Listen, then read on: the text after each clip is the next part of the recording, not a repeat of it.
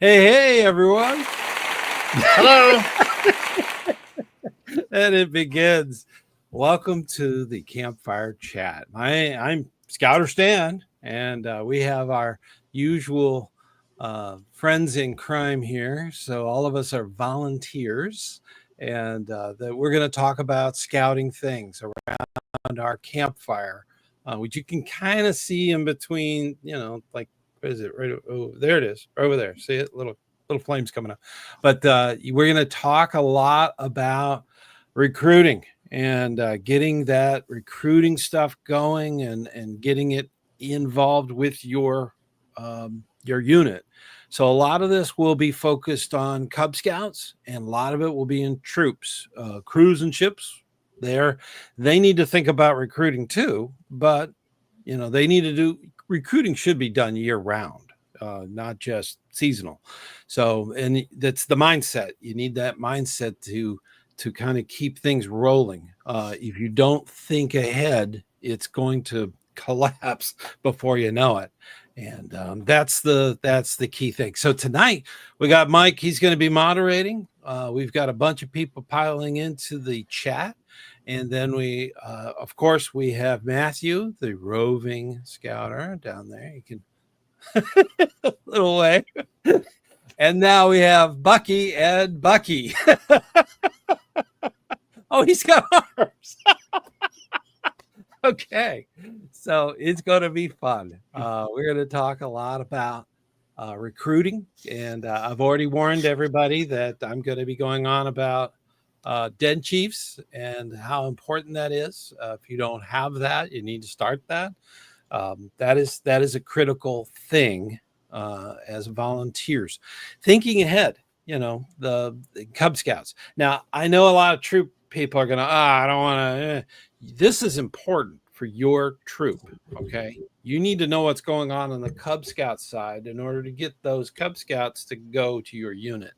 So don't phase out, don't click away, because this is something that's important, and you want to make sure that you're ready for what's coming, and that's a big thing. And Cub Scouts is really the largest bit of scouting, and being that this is the Renaissance, and that being the biggest piece, we need to get that out there. We got together about an hour ago, so we've been talking and getting more logs on the fire, and we realized that it's not just marshmallows that get roasted. So, oh, we're roasting someone tonight.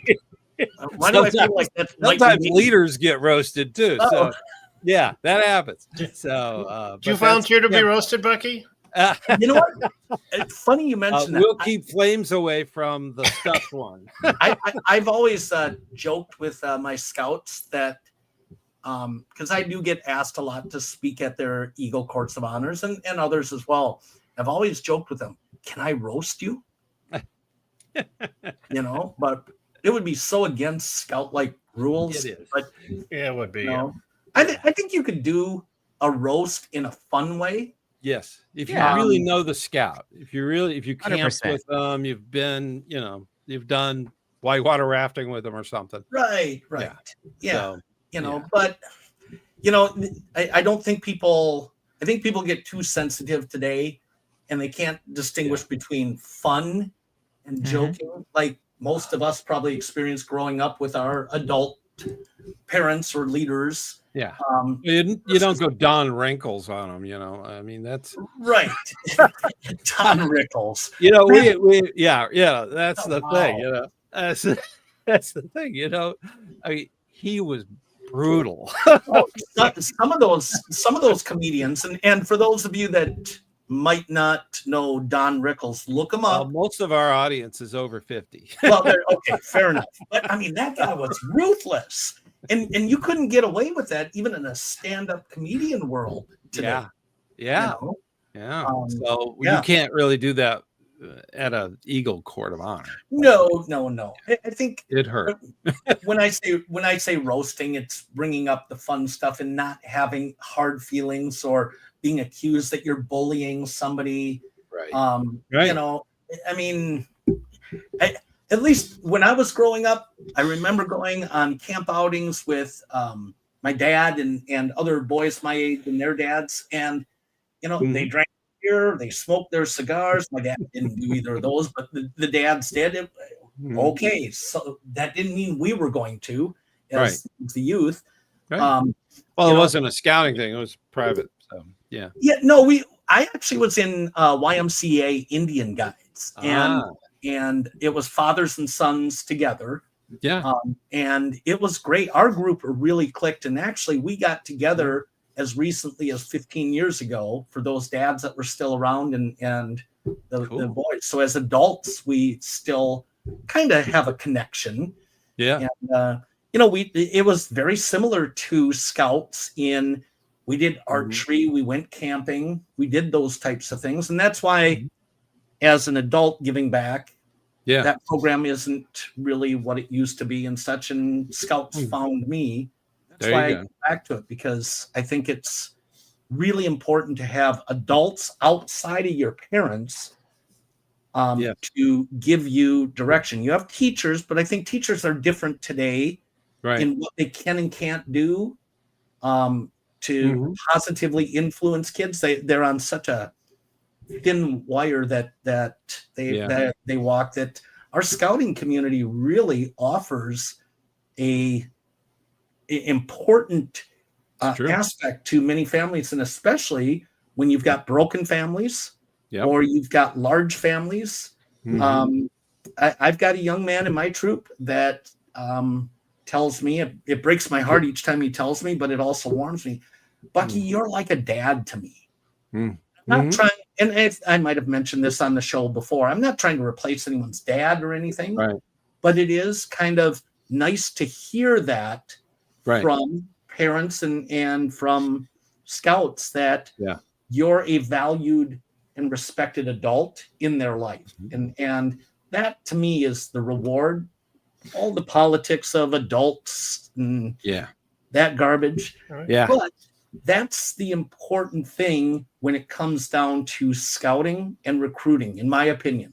To kind of bring this around full circle, is it's creating relationships, not just with the kids, but with the families. Yes, the parents, and staying true to your values. I think one of the mistakes that people get in is they get into the mindset of, we've got to recruit kids.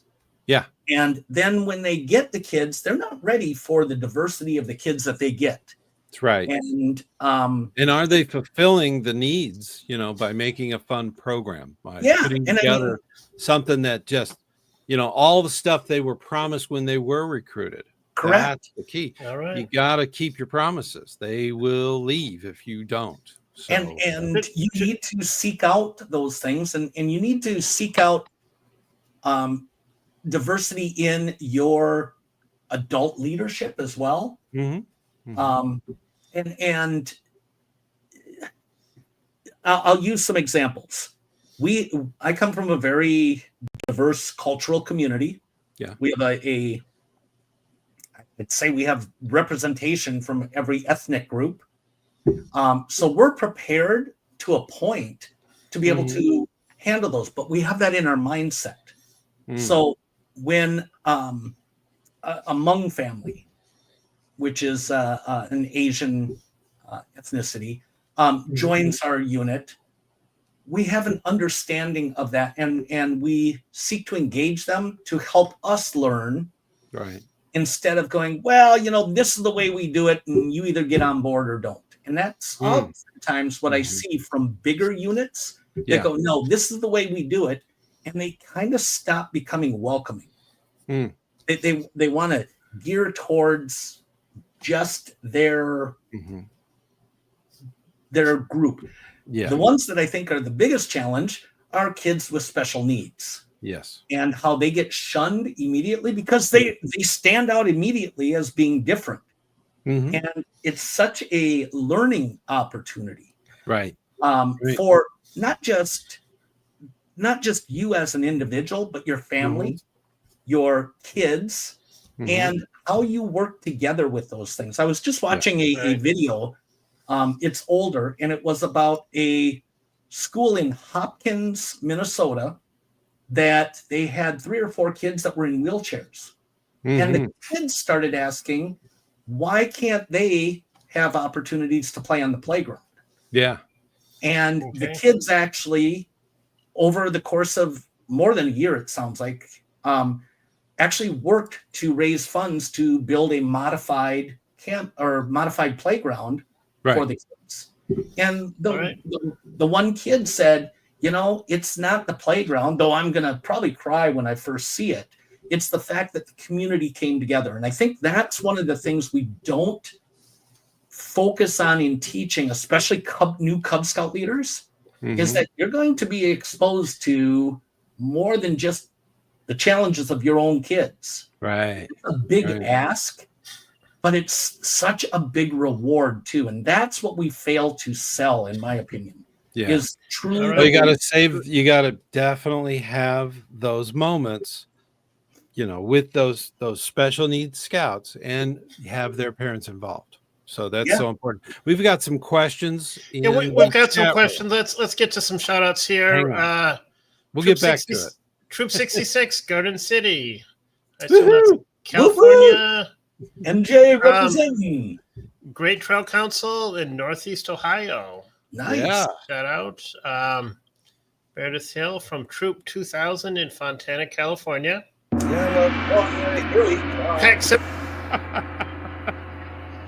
There we go. We got the gong.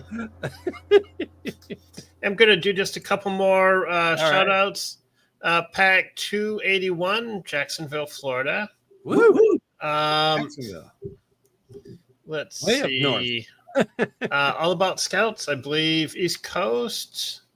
And then, we wanted to focus the show on Cub Scouts and recruiting for Cub Scouts. I guess maybe can we kind of can we suggest that? I think Cub Scouts, he's in it. Can we suggest that if anyone has comments to offer about suggestions for Cub Scout recruiting? Yeah, because Cub Scout Pack is the future of a troop. Yeah. So kind of if we could solicit questions like that, then we can get to some other questions. But it would be we want to be on Cub Scouts to hear what troops would like to get from the packs. Maybe if you're in a troop, maybe you have something you want information. The troops want the Cub Scouts. Yeah. So, but is there something that they think might help bring them to the troop eventually once they get their Arrow of Light or finish up with Cub Scouting? Have that bridge there. That's something. Yeah, I don't know, Matthew. Did you ever run across any of that with your unit, with what you do? Only very recently, because now I am obviously teaching the Arrow of Light year, so I'm being personally introduced to this bridging over and things like that. And ironically, I ended up going to one of the units that I'm a commissioner for, and I was talking to some of the parents and engaging and checking out to make sure everything was, copacetic there. And one of the fathers asked me, like, okay, I said, hey, have you looked into what troop your daughter is going to be going into next year? And he's like, oh, I think she will just move up to this troop. And I'm like, well, she can't. There's actually a separation, at least as of right now, between males and females. And that was the first time that anybody had said that to him. And his daughter's been in since she was, I believe, a wolf. So I had to explain to him that thing and how I'm like, hey, here's 2 very welcoming female troops that are in our area. Yeah. And they're phenomenal, and they'll help you out. And what they're looking for is young, motivated ladies to come in and really put it out there that we are a part of Scouting America, that it isn't just simply for the boys anymore, and that it is a program that benefits everybody who comes into it. So that's what they want, is that they want those people who could come in and spread the message that we're co-ed now. Like we have everybody in. So it's scouting for all, that the boys or girls. And that's an interesting thought, that they never actually knew that there were divisions there. between the boy troop and a girl troop. The challenge is there's so much information. And we're coming out. We're working on trying to have co-ed, but the last experiment didn't do well. They really shied away from it at the national meeting, in my opinion. But that was something that the co-ed is something that scouting is maybe doing later, or it really, whether it's boy, girl, or co-ed, it's up to the charter to make that decision. So they might say, well, we have a girl troop and a boy troop. That's our co-ed. That's the story, Matt, shows how important it is to have provide information to the parents at the troop level and the pack level. And Absolutely. something we're finding is when the leaders, the Cub Master, is providing this information to the parents, we have a bunch of really antsy Cub Scouts. So something we're trying to do in our pack is have the den chiefs kind of organize something to keep the Cub Scouts occupied, so the Cub Master can kind of talk about logistics with the parents. So we're going to try that. I'm not sure what activities we'll use, but that's something we're trying. There's a lot of different things. There's a lot of information that comes at families, and once you're a leader and once you've been involved in scouting, you forget what it's like to be bombarded with everything that you don't know, and don't know the questions to ask. And with that, Bucky, I've always recommended that packs and troop try to get some of their adult leaders to mentor parents, not just dealing with the scouts, but literally answer questions and be the direct contact. The scoutmaster or the Cub Master he's inundated when everybody calls them all at once. So it's best to have all those mentors that you can call and ask questions from. So that's the idea. Yeah. Steve commented that Cub Scouts love to see big kids in a uniform. Yeah, 100%. So, and when the big kids talk about the cool stuff they did in the troop, they're like, "Really?"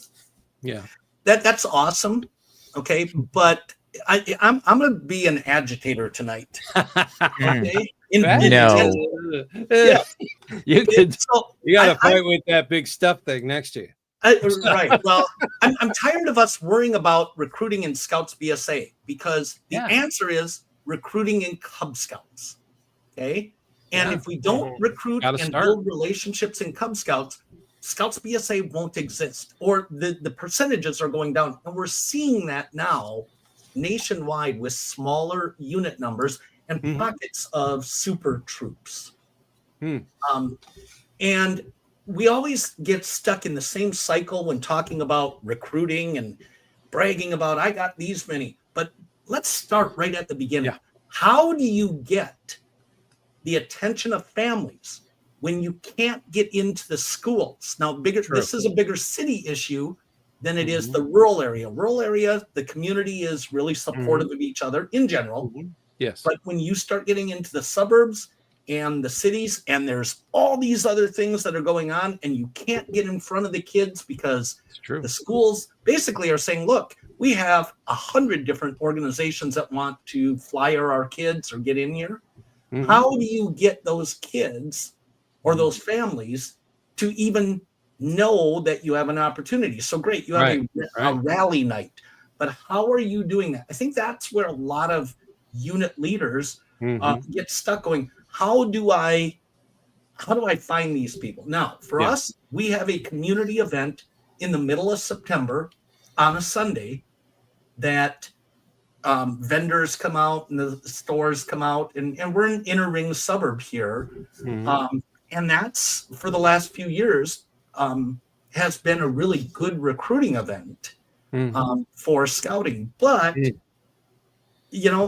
I'm looking for other ideas as well. We are through a private school, so we have access to them, but the public schools are difficult. And I'm looking for other ideas other than, hey, we got this. Okay. And we also need to realize that when we get information from our districts, when we get information from our councils, they're throwing out one plan. And when everybody's doing that same plan, there's nothing that distinguishes you.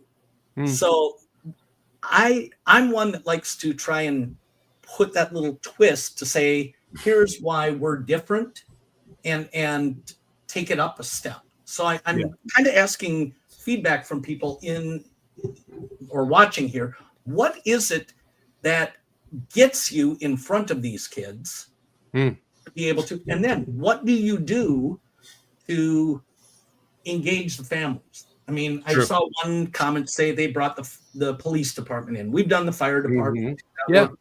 Oh, we have a question. Yeah. Well, that's the one you're commenting about.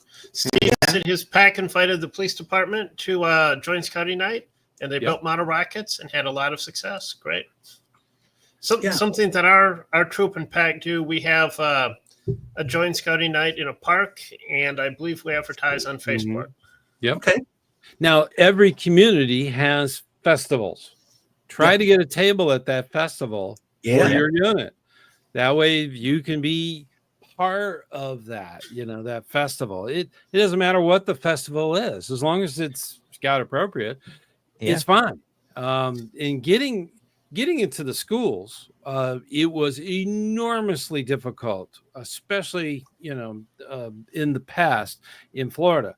We passed a law. We had to go and get our legislatures to actually open up the schoolrooms because they closed everybody out. There was absolutely nobody ever, no way. Nobody looks behind the curtain, it's nobody looks at the wizard. So it was very closed circle. And DeSantis, and they put that law through. And now, by law, every single public school has to have access from Boy Scouts. Boy Scouts can go in, or the Scouting BSA or Scouting America can go in and give presentations at the school. They were the only organization because we're federally chartered. Okay, we still are. That's the neat thing about Scouting. Scouting is federally chartered through Congress. So that was a big reason that they put that in there. All the other organizations are not. So that's why we were able to get legislation in Florida. I'm hoping that there's about 12 other states that are considering jumping into that. But Florida's already done it, and it's been very good. But still, you can recruit 12 Cub Scouts. And at the end of the year, do you keep them? That's retention. Well, that's another point of next year. Yeah, that's another point of recruiting is retention. Yeah.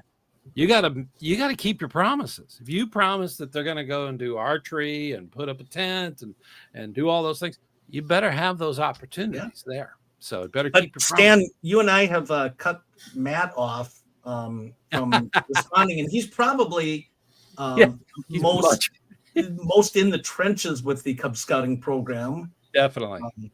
He's just got to jump in. Yeah. No, I just got to jump in. I'm just sorry. I'm being respectful of my elders and all that. I'm letting in my mid-point and all of that. I'm just taking it in. I'm sitting here to be mentored. Yeah. Stan, are you okay? Does your left side hurt there? Just yeah. Little vapor lock here.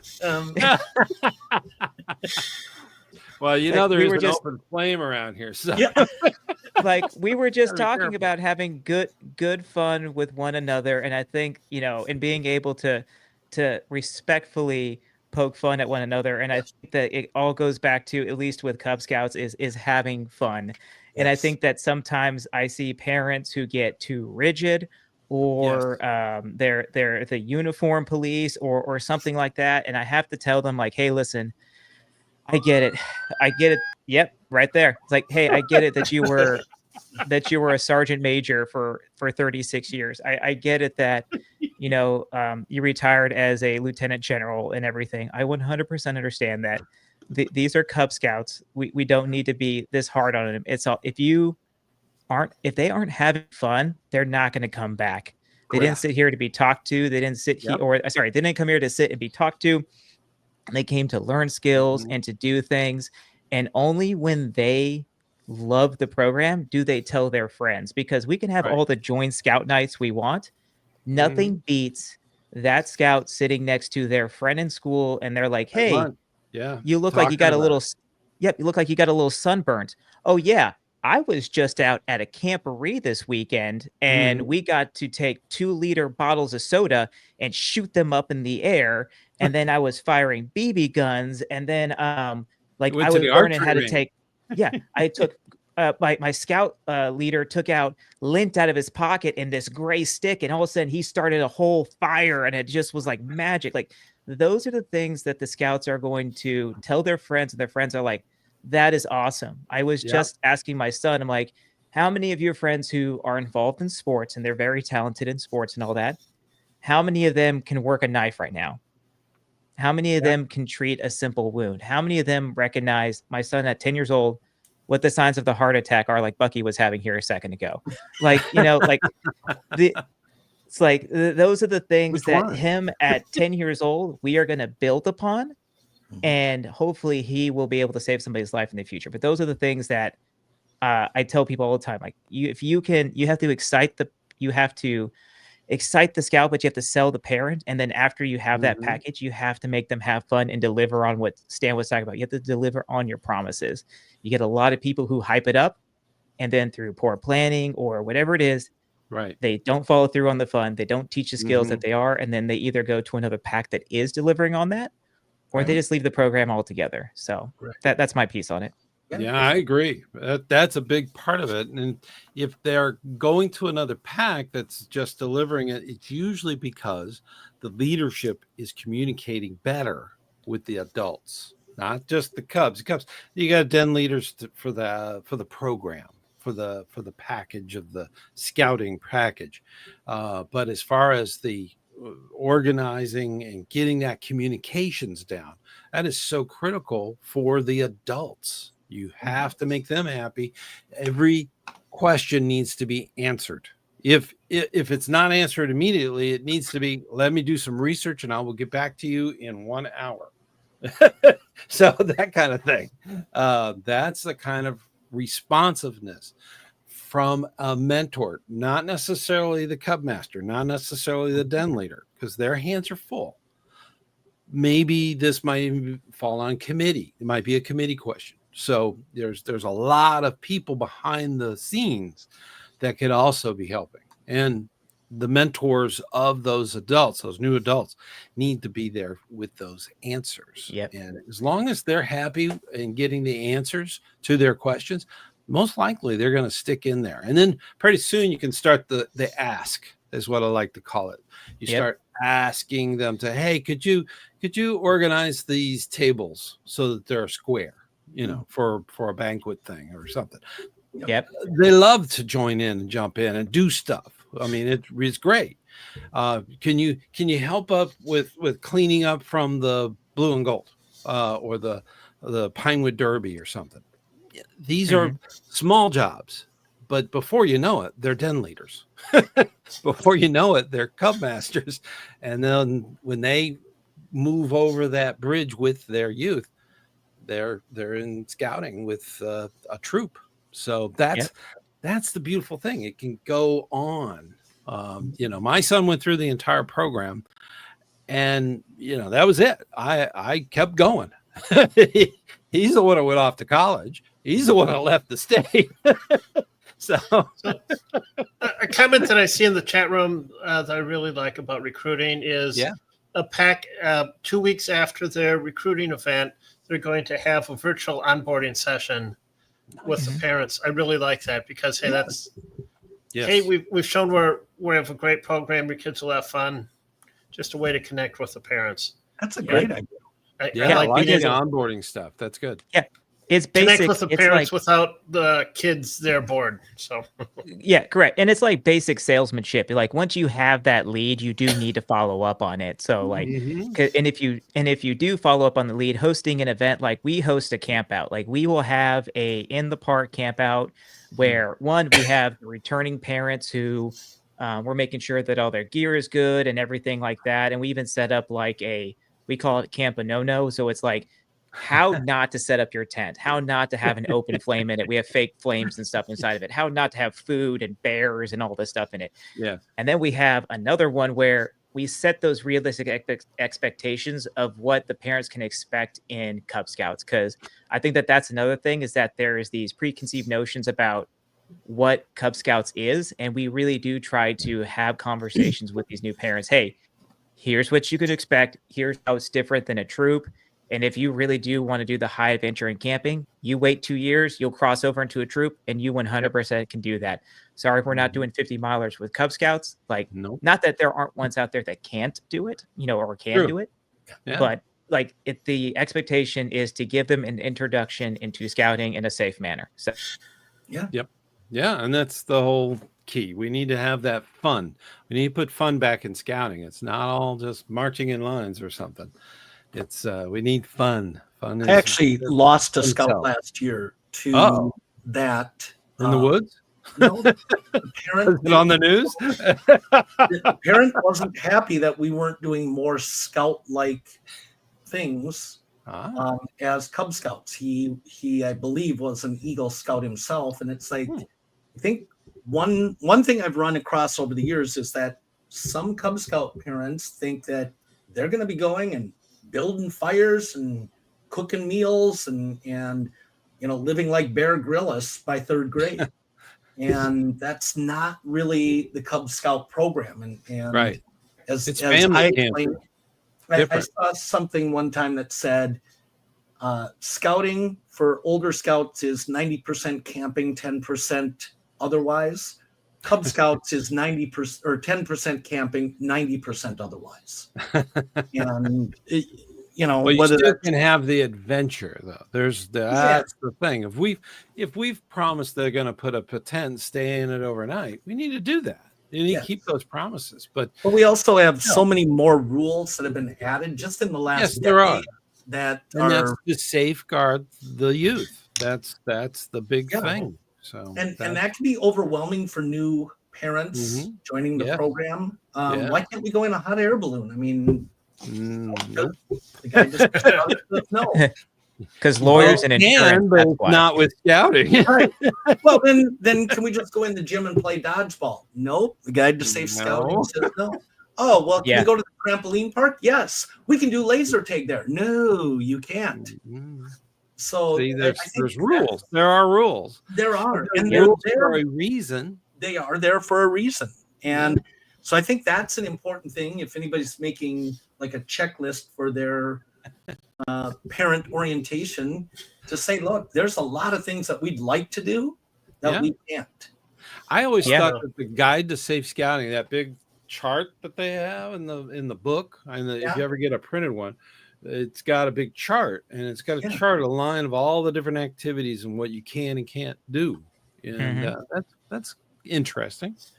So. But I have a question for the commissioner here. Sure. We got a few.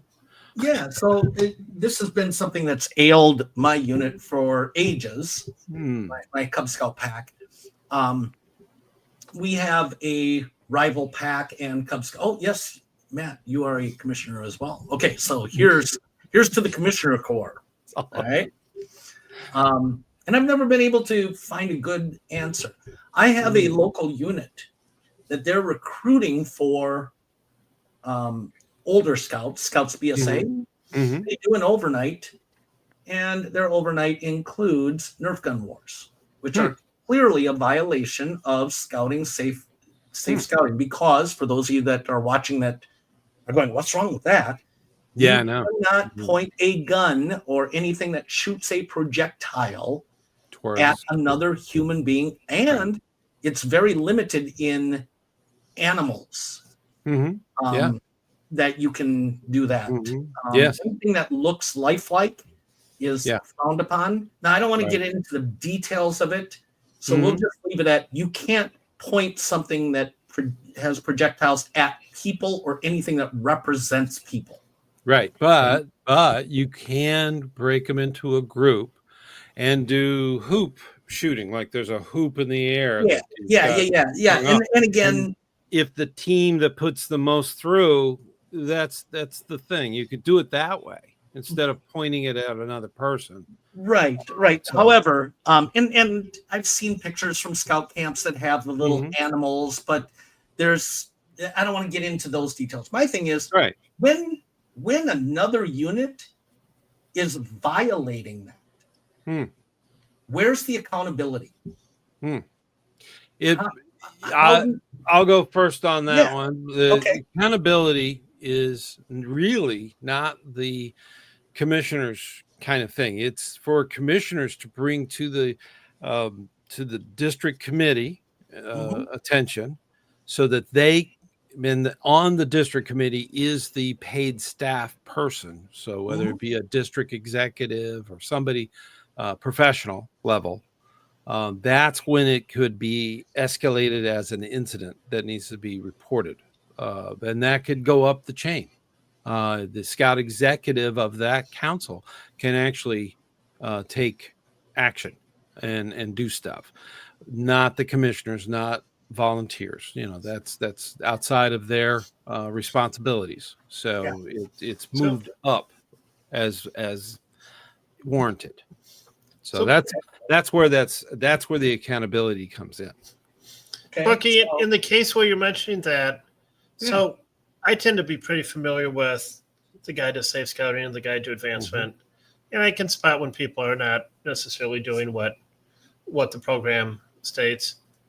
I'm guessing most cases when someone's kind of not following the guide, they've never read it. They may not even really know that there's a guide to safe scouting out there. Maybe they heard it at some point, but they've maybe not really seen it. So it's maybe a question, how do we mention that? Hey, this is... So are we...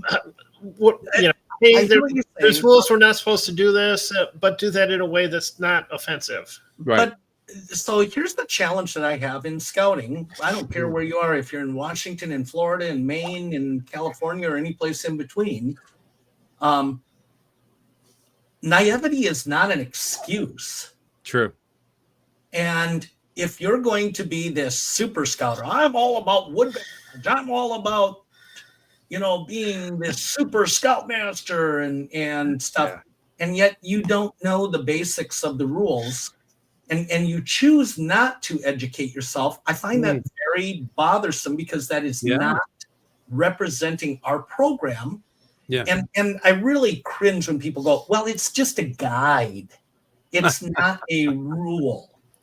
And it's like, well, then why do we have a guide? So that you can decide what you want to use and what you don't want to use. And it kind of goes with the uniforming. Yeah.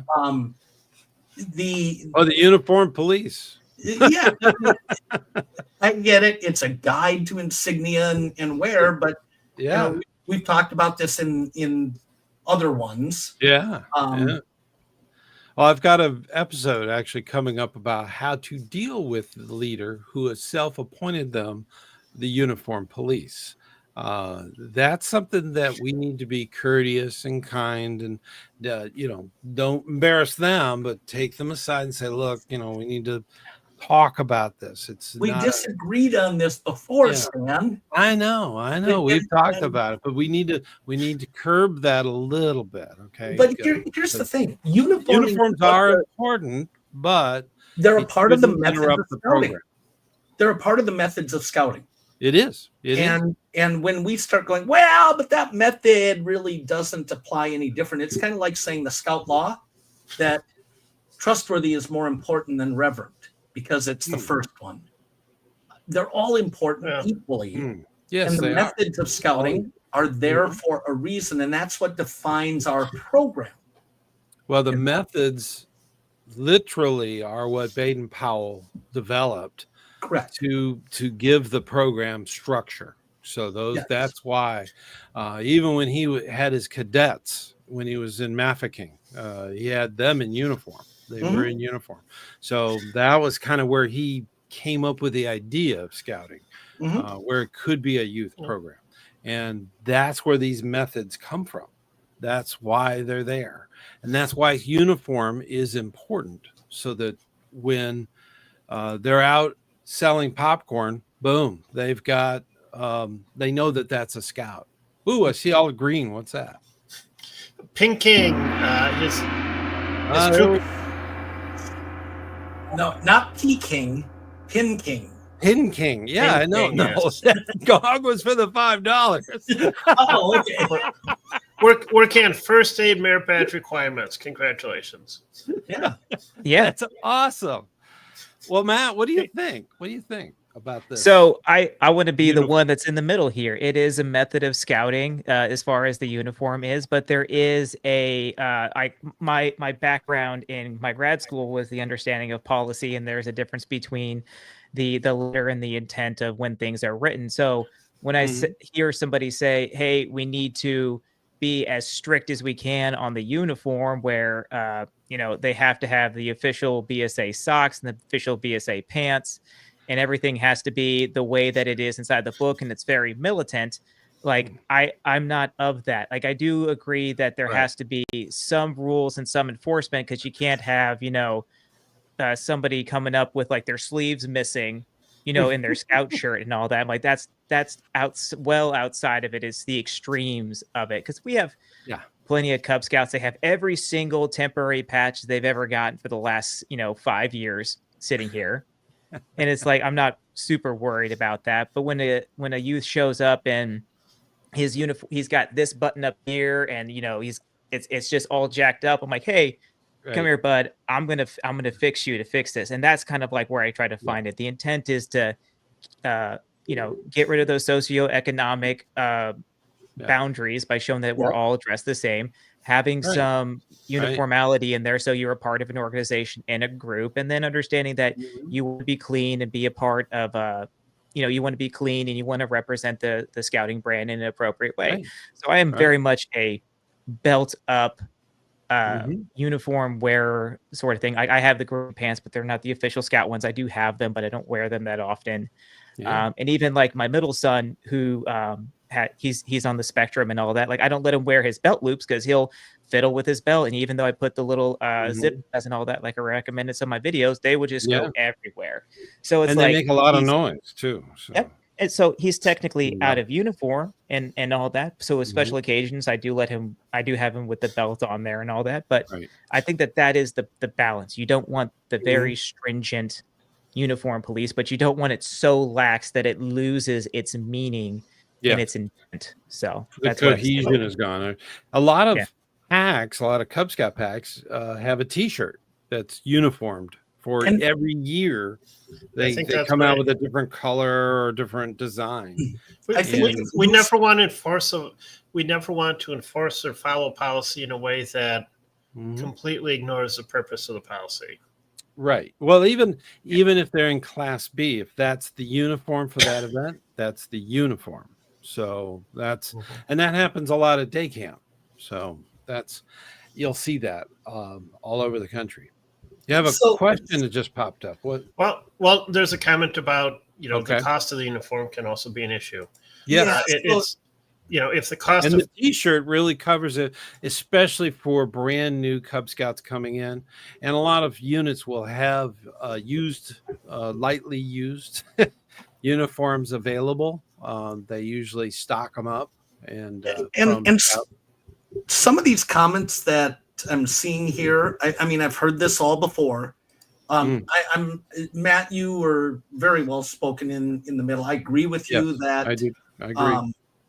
Belt up, because to me it's ridiculous when I as an adult am told that I need to come in full uniform right down to my G-string for wood badge, and it's like, why? I mean, so because it's expensive. I mean, if you look at a full uniform now, you're well over $100, and you haven't even got your patches sewn on yet. Exactly. Yeah, 100%. And no patches are included except the American flag. And the World Scout emblem is usually included. Oh, I didn't know that. Oh no! So actually, I just bought one. I mean, I bought a brand new uniform that put the Velcro straps on it and everything, and I get to summer camp and I realize I don't have a World Scout emblem on my uniform. Wow! I bought it straight from the like one of the scout shops here, and I got there and all of a sudden I realized, like I'm missing this. Okay. Well, okay. I don't know if it's different, but nonetheless, I mean, Yeah. like somebody just said, they had to buy 3 for Jamboree, and it was well Yep. over $400.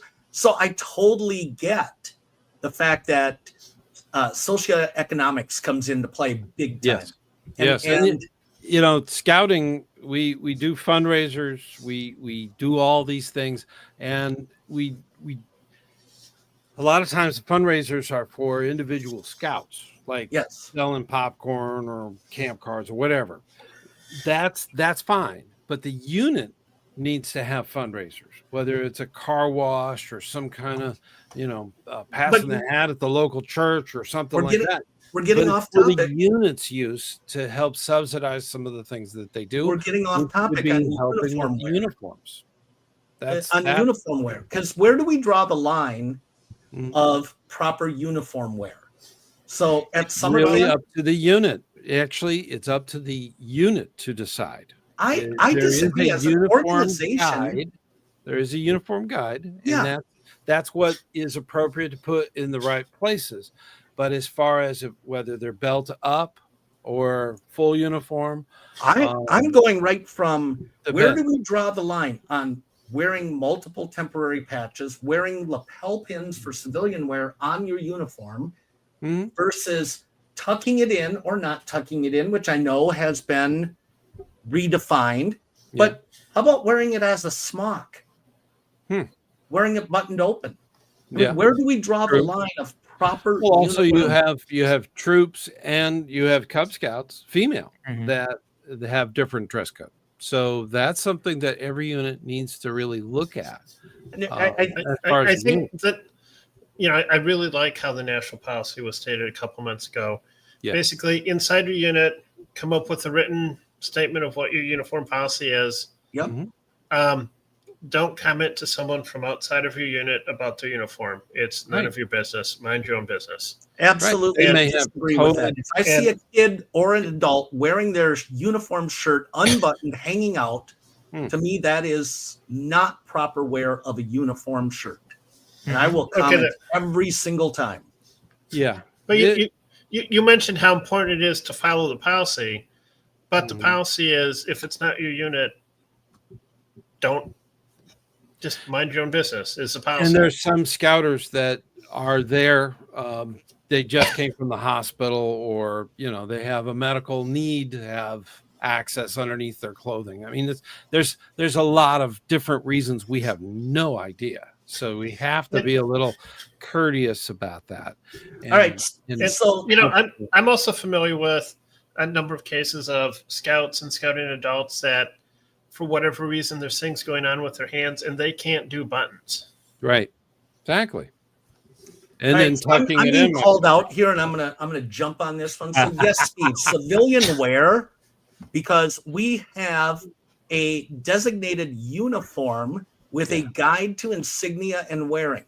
Right. When you get a mentor pin, when you get a Silver Beaver Award, you are provided with lapel pins, not to be worn on the uniform. Coming from my military background, we would refer to that as civilian wear. So I want to just be clear in where I'm referring to civilian wear. And keep in mind that scouting is not, even though we're commissioned through Congress, is not part of the military. So none of our scouts are marching in front of the tomb of the unknown soldier. Okay, we're not going to count how many. You know, we're not going to do that kind of inspection. Okay, the thing is that we need to have recognizable scouts. Ones I can be going into the store and I can tell whether that's a kid from 4-H or is that a kid from my local Cub Scouts.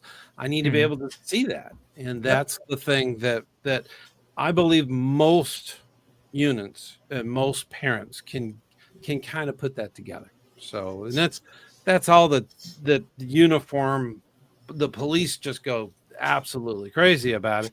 And it's disruptive. It can be very disruptive. Why don't we wrap our uniform shirts? Very bad. Why don't we wrap our uniform shirts around our forehead to gather the sweat? So, I mean, this is This I don't is know what, if we'd recognize that. That's the thing. I don't. but You know. when we say things that, you know, don't make it your business because somebody else. We are an organization. Yeah. We all represent each other. Mm-hmm. And so, yes, if I see somebody wearing the uniform improperly, I'm going to say something. Yeah. Call me the uniform police or not, but there needs to be a level of respect. Yeah, there we go. There needs to be a level of respect. And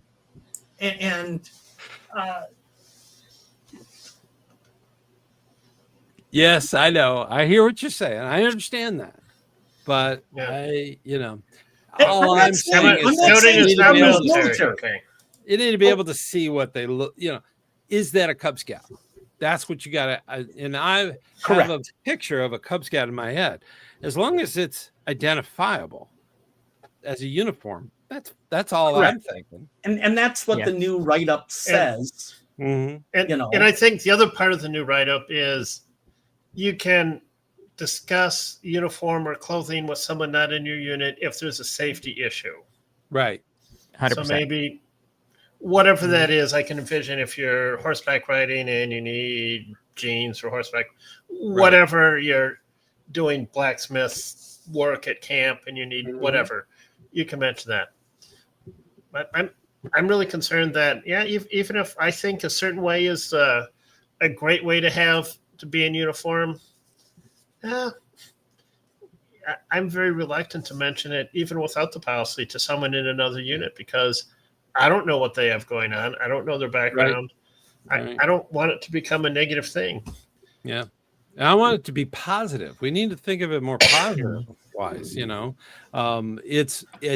every uniform. When you look at a uniform, you're literally looking at a story of that scout.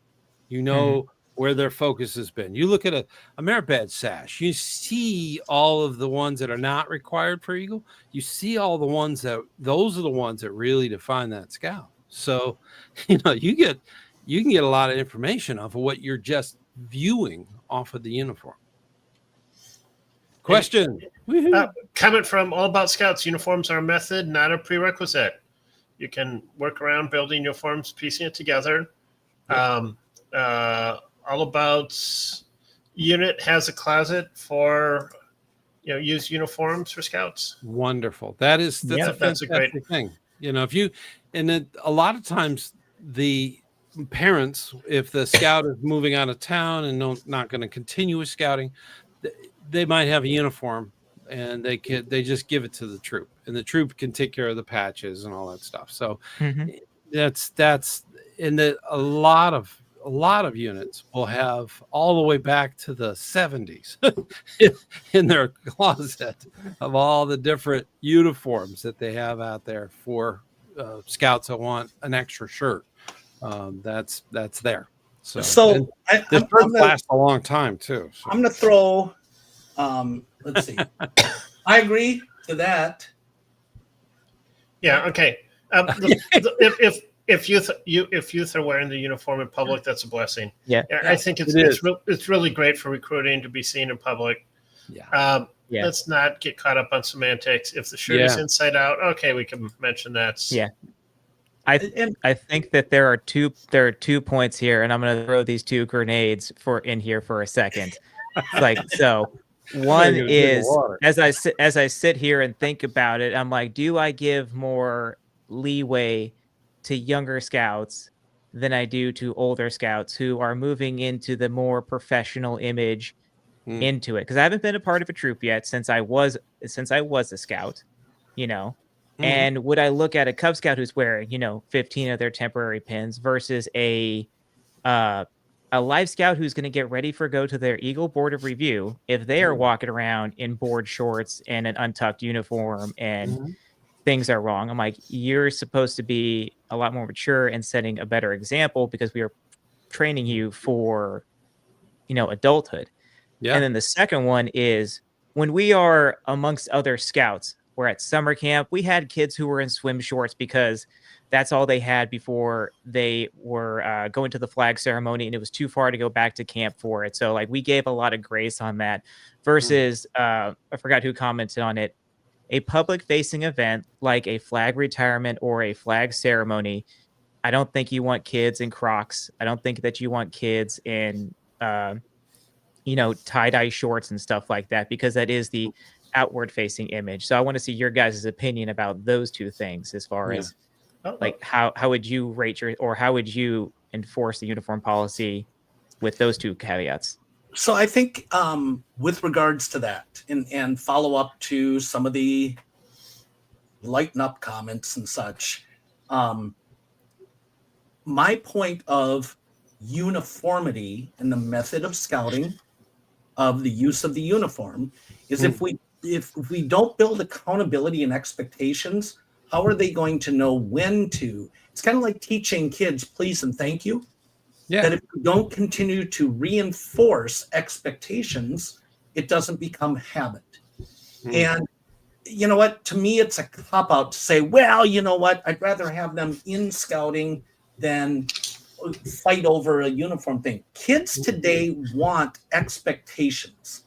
And I put it as a challenge, okay? That don't use it as an excuse because you don't want to be the bad guy.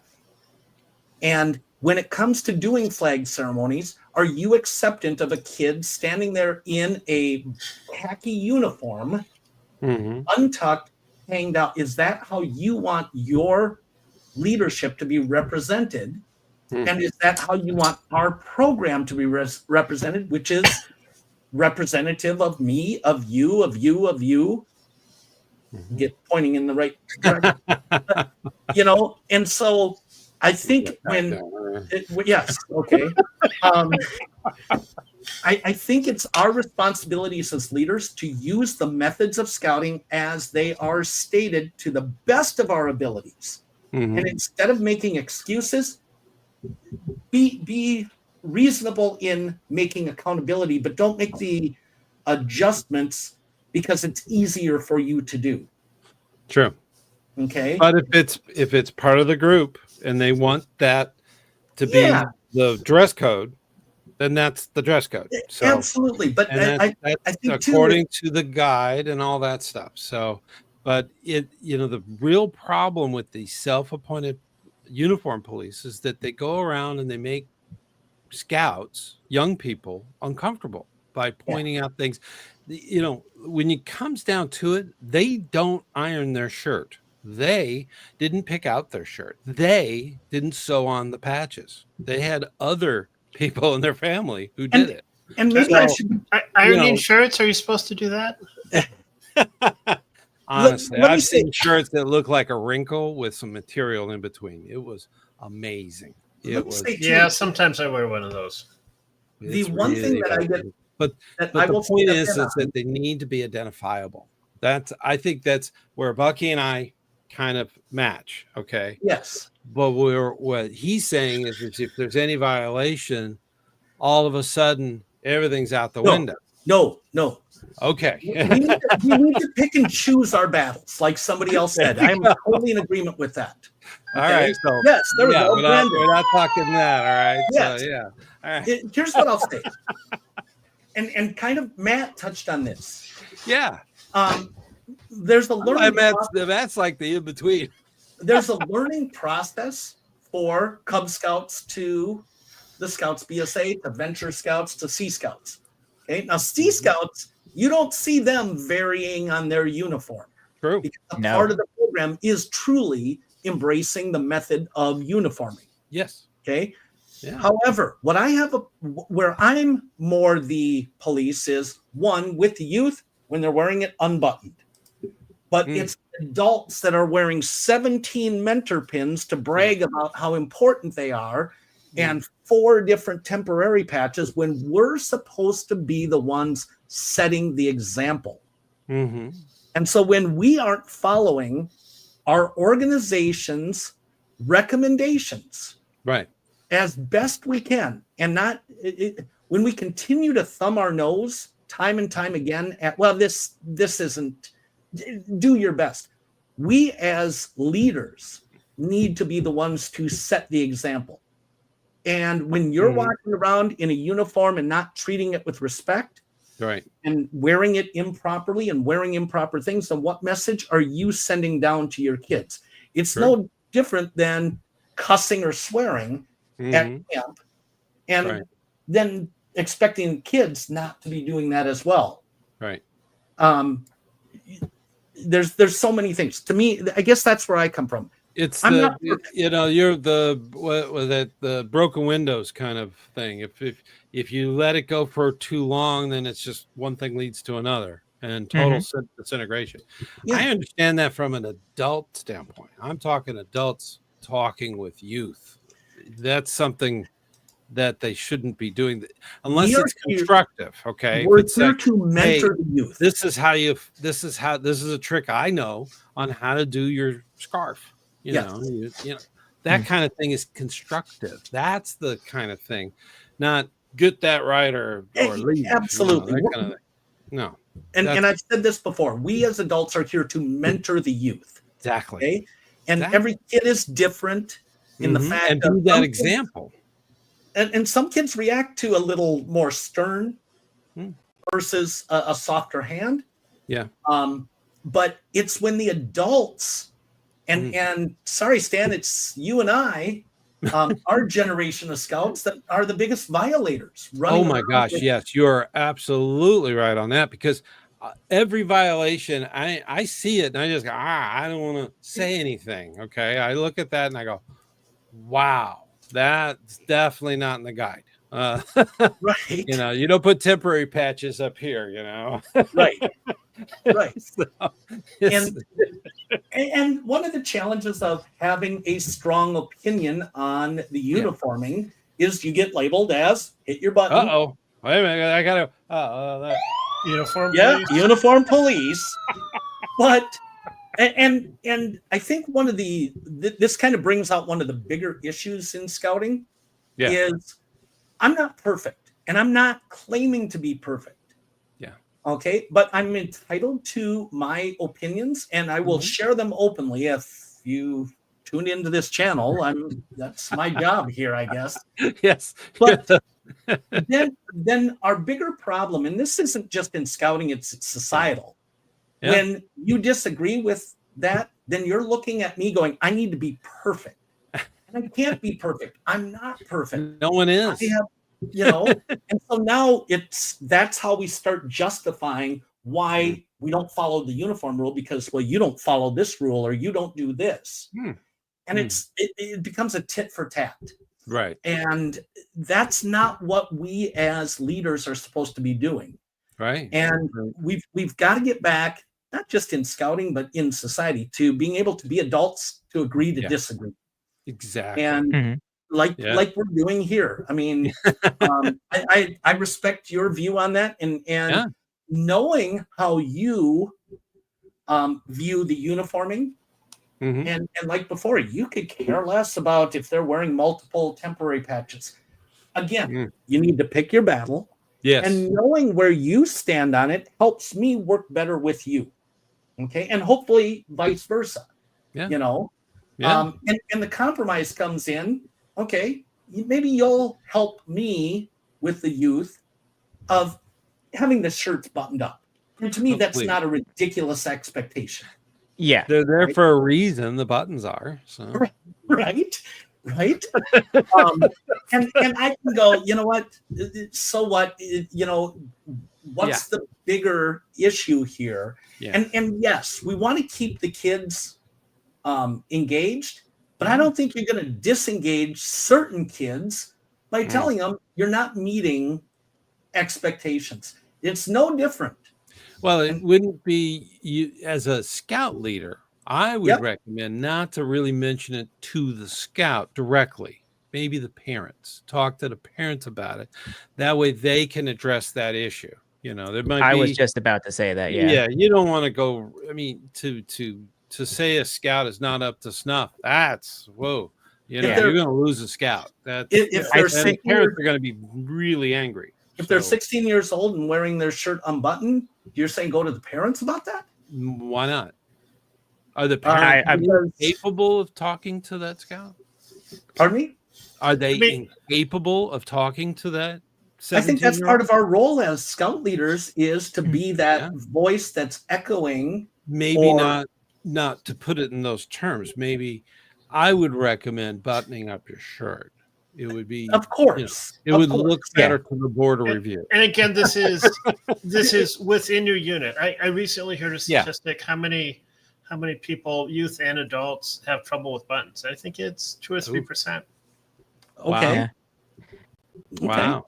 So Yeah, I actually know of a couple adult leaders Mhm. and one youth for whom the buttons are a real problem. And for one adult leader, they don't even own a uniform shirt because there's no way they could possibly do buttons. Sure. Wow. It's an impossibility. So, I know there's people, just to finish the thought, that have suggested that the organization, the Scout Shop, should maybe have uniforms that are button free as an option because some people just can't do buttons. Well, Velcro. Sorry, man. That's another option. So having a Velcro thing, and just Yeah. seamstress could easily take the buttons and put them in the buttonhole and fasten it with a piece of Velcro on the back so that when they put it on, it looks like it's buttoned. That's something that the individual can work on. So, but there's different shirts. So yeah, and I think that if we put that out there, people are gonna want it because maybe zippers and stuff like that to help open up those to other people and everything. Two points that I want to get on there is the first one is I think there's an important delineation between correcting your own scouts versus correcting other people's scouts. Yeah. And I agree with Bucky that I think that if the scout is 16 years old or is in a troop or something like that, I, as an adult leader, feel 100% comfortable at least approaching my own scouts and saying, hey, we need to correct this. I would only go to their parents if it was something that was outside the scout's control. Like if they only have one number or it's an old, thing, I can ask them, hey, do you need the numbers? Because I have the numbers, because it might be a economic thing. They just can't get them sewed on and things like that. So I feel bad. You need to refund Steve because he's paying $2 to get us back on track. Oh my gosh.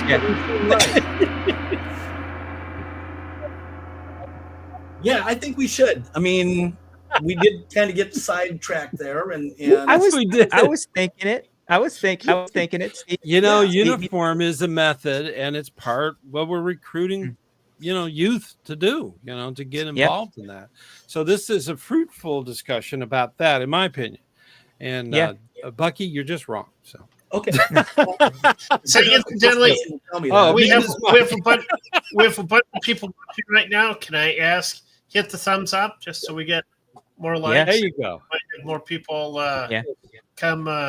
It helps the algorithm. To the show. 100%. Let YouTube know we're here. Yeah. And I've got one more point that I want to hit on, and I think that it 100% goes back to the conversation that we had during the pre-show about we're playfully making fun of one another, and that comes down to getting to know one another and knowing those boundaries, when and when not to, and if you know a person well enough, you can approach an adult and say, hey, I want you to know that we have these uniform guidelines for a reason. So I'm not going to correct, Johnny, that's a part of your troop, but maybe you should consider the fact that you guys are going to be doing a flag ceremony in front of, us in DC, that maybe he should have a different shirt that doesn't have a giant stain on it because the scout's supposed to be clean. Or maybe they should, be wearing green pants and not, jean jorts and shorts and stuff like that. And you should have that relationship with that person to know that you're coming from a place of valid concern and wanting to protect the brand of scouting and have that outward facing, image versus just being the uniform police. Because I think if you don't know the person, you can come off. If I just walk up to some random adult out at scout camp and to say, hey, your kid's got their shirt inside out, they're gonna be like, well, who are you? But if I establish a relationship and a rapport with them, I could say, hey, like, hey, your son has your uniform and it's out. Like, oh man, he's doing that again. Sorry about that. So I think that's a valid point. Or as we were talking in our pre-production show, people don't know. Yeah. And it's that education, So I also want to add, and this will bring us back to our recruiting thing. Just to show you, I'm well aware of the challenges with uniforming and such. So my stated opinions, please understand. I live in a community that is half Hispanic and half a mix of white, black, Asian, and such.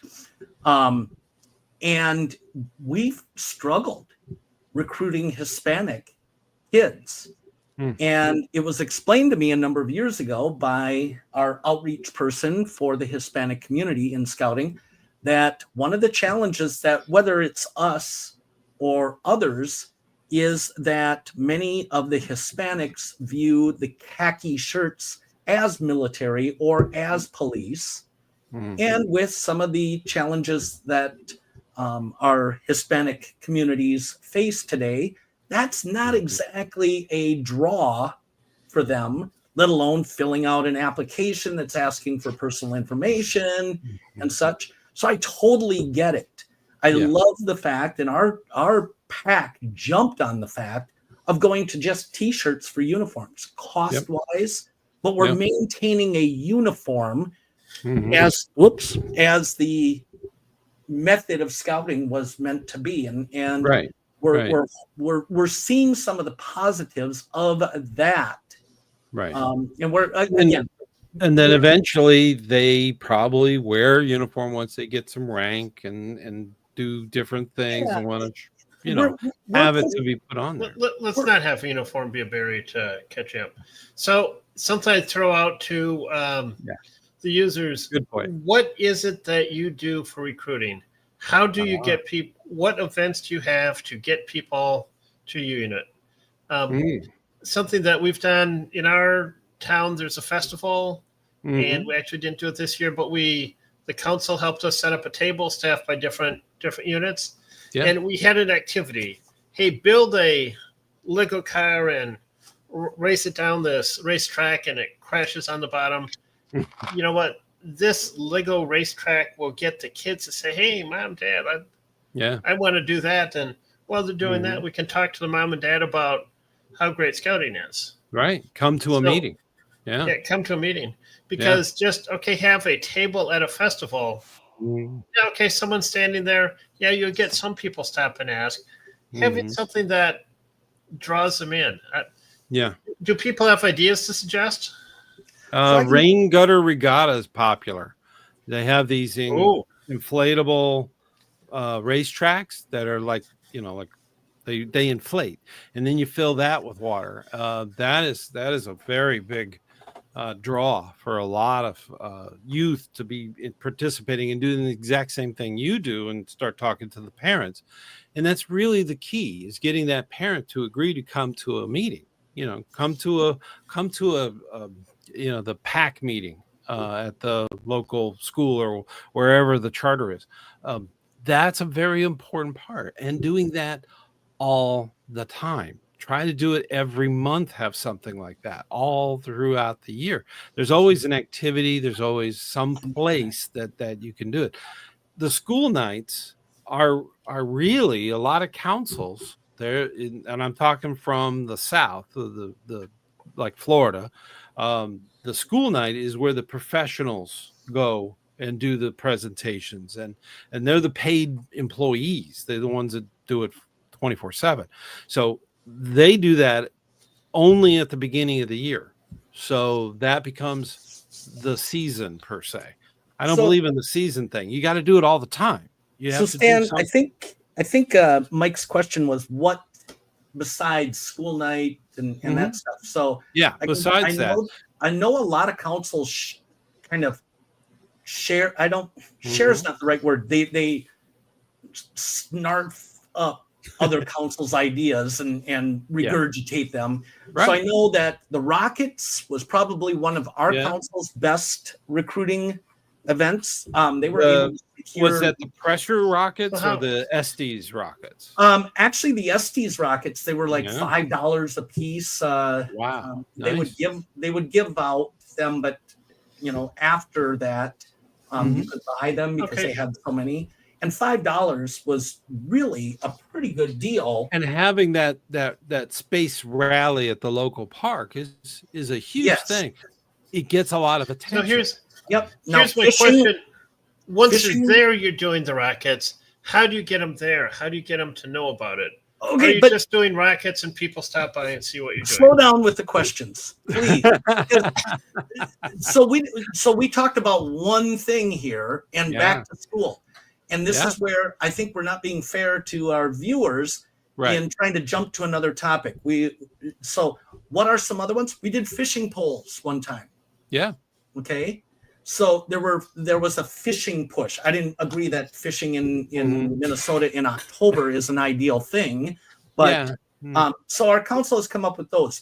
A couple of years ago, they came up with lenticular cards that showed basic knot tying and gave some cordage for the kids to be able to tie ropes. Do I think that's Cub Scout? Great. Not really. This year, they're giving lenticular cards on identifying poisonous plants. Okay. Now, these are just our council's ideas. And I think the question that Mike first asked was, what are we doing? And so I'm going to kind of try and get us on track. What have you experienced, Stan? Matt, what have you experienced from your council? And what have our listeners or watchers experienced? And I think we're going to find that we keep regurgitating about the same 12 things. Yeah. Rubber duck ponds to give prizes away. Another thing our council does is they invested in inflatable archery ranges. And you can rent those for $25 from the council. Wow. To do it. And so there's a number of activities. And I'd like to close that part of the topic. Inflatable archery range. Yeah, I can see where that could go bad. A lot of we have not done it, but I've never seen a lot of units have had really good success with it. But again, if your neighboring unit is doing the same thing, what's distinguishing you? Well, it's the attention. That's the big thing, I think, is the attention. It, like the rockets. If you do that in a park and you've put signs out saying this way to the rocket launch, that gets some people attention. Their joggers are going by and say, hey, they're going to do a rocket launch at 3. So that's the thing. You go out there and it's a bunch of scouts doing the little rockets. They love, the general public loves seeing that. And it'd be nice if they were all in the same T-shirt. That uniform thing came up again. But it's that seeing the scouts out there, putting it out back in scout. And that's the thing. The only thing they see the scout at is when they need fundraising. That's not the good thing. You need to see them doing stuff. There's that a lot of times during the holidays, there's I think it's Bass. No, there's a place, and they actually have scout troops come in uniform and do the bagging during the Christmas season. So it's like a service thing, but the general public sees the scout and you'd be amazed how many people say, "Oh, I thought that was gone. I didn't know that it was still around." They had no clue because they don't see it. So I'm going to finish my list of other things to keep us on track. How about setting up a Pinewood Derby? I go off track. How about setting up Hot Wheels? How about if you've got money to invest, reach out to your local zoo. Oftentimes they have traveling programs. There's unique things. I just found here in our community, there's a group that brings llamas out. Neat. Now they don't spit at you. Well, at least that'd be great. You pay extra for that. Yeah, right. Or just watch a Cowboys Philadelphia game, and you can see that happen too. At any rate, hey, we got to keep it fresh, right? Yes. Yeah. There's a Raptor Center here, and they actually have a bald eagle that they will bring out. Little extra cost. See? We have a gentleman that lives here in Minneapolis, St. Paul area, who is a national grand champion yo-yo master, and he does a little 45-minute show. Wow. And he's fabulous. Look him up. Dazzling. Now those are events that they could put together, but it's getting that exposure with the scouts, getting that idea, and then all the scouts get a yo-yo and they see the guy and they well, no, he sells the yo-yo. He's brilliant at marketing. Yeah, you can do that. But the thing is, it's a matter of being seen. That's the big thing. Scouting, we see it all the time because we're in it. Right. The general public out there don't. They have no clue.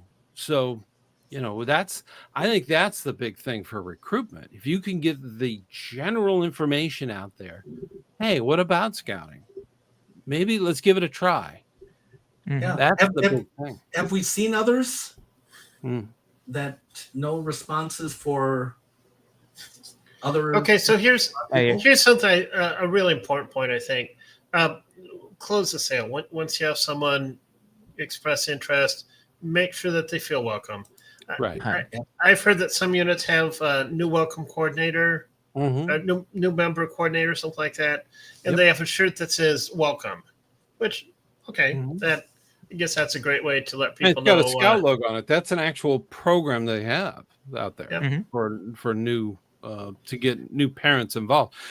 It's important that all those handouts and all that information about the unit is available. So I remember as a Cub Master going around and having my trunk with a little folder in there that had that stuff. So when a parent wanted information, I could give it to them.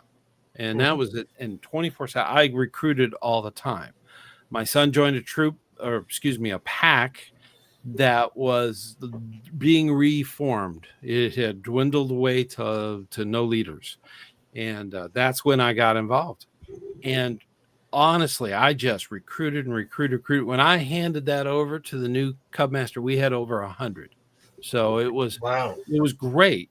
It was fun. It was a really crazy 2 years, but wow, it was recruit, and I continuously say recruit year round. That's the key at year round recruitment. Okay, well, the suggestion is do 2 open houses a year with a mock campsite and cook food, do some craft. Yep.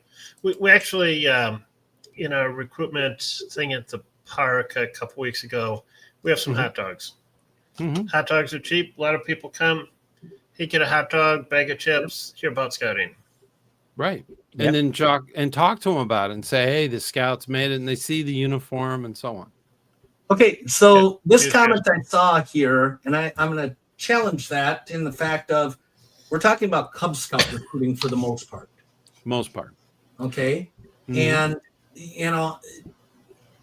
it's great to use your SPLs, but sometimes your SPLs don't know what they need to be doing. And that's where the adult mentorship comes in. Right. So what is it, Marilou? I'd love a little more clarity on what you're yelling at us about on that. But what I will say, one thing, the simplest of things, if we're going to change to a little bit of Scouts BSA recruiting, the number one thing, and this is something you have to instill, kind of like uniforming, because the kids don't necessarily get it, and this is where mentorship comes in. Yeah, I have had more kids join our unit because our kids welcomed them. They came over and talked to them when they visited. Yep. That was the selling point. Not anything else that our unit did, our troop did, but the fact that the parent and the kid themselves, the kid was sold 5 minutes after arriving because our kids went over and said, hello, welcome, I'm so-and-so, and got involved. Exactly. And I think we see a lot of units forget that component. So going to Marilou's comment, The scouts need to run it, and they Mhm. will help build the troop, but the adults need to mentor that so it becomes a habit. Not, Yes. Yep. And it should be inherent all the time. Correct. Whenever a visitor shows up at your troop meeting, whether they're with Cub Scouts or not, that needs to be the culture of inviting them in and getting them a involved. visitor's there, talk to them. Oh yeah. And the kids are already sold. Yes. I just saw this so I took a couple of my AOLs, took them to one of the troops that's over here that they're thinking about joining, and we're pretty much a feeder pack for that troop. But as soon as we got there, even though the SPL wasn't there, the ASPL, who's a little bit more introverted and all that, turned extroverted, welcomed in these 5, AOLs, broke them up into the 2 different patrols that they were going to be working with, and then they started doing the youth-led program excellently. And I asked my son afterwards, I'm like, what did you think of that? He's like, that was so awesome. I didn't realize that, he was only like 14 years old and he's teaching me this stuff. I'm like, that's what you need. That's what I've been telling you that you're going to expect, come February when we bridge over. So yes, I think that that's an important thing. And I've got then we're gonna. This drives me nuts. I want to talk about den chiefs. Yeah, I'm nuts about den chief. Den but chiefs are the best recruiters you've got in a troop. Okay, yeah, they're the best. All right, they get in with those, and they start with the older Cub Scouts and get them excited about the whole thing, and then bring them right into the troop. That's the you can see many videos about that on the channel. Yep. And I want to, before we get too far, it's like I did write down, because I've just been writing stuff out here to make sure I don't forget it, because we get wrapped up in these conversations.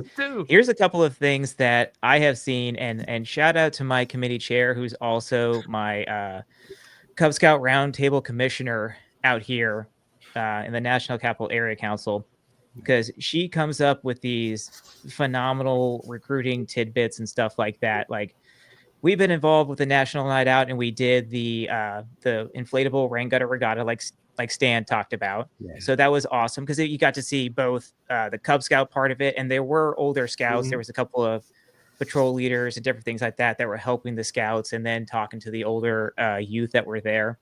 So that one was very beneficial. And they also had a rock wall so that the kids were able to go up and down it, and that was awesome. Is it one of those inflatable ones? Nope.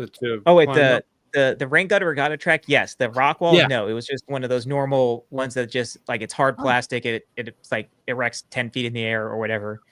Okay. We also host like bicycle rodeos, like bike rodeos, and we put out all this information in homeschooling Facebook pages, bike shops. We put it out to the what's it called, like whatever the newsletter is for the school, so that they know they're having it. And we're like, hey, come out. We will inspect your bike. We'll inspect your helmet and different stuff like that.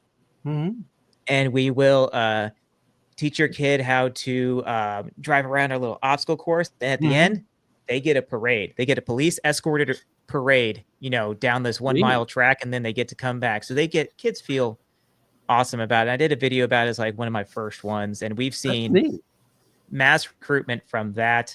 The police force for one of the communities over here hosted, because we're on the water, they hosted a fishing tournament, and we went out there with our pack, and we had bamboo fishing poles that you can make.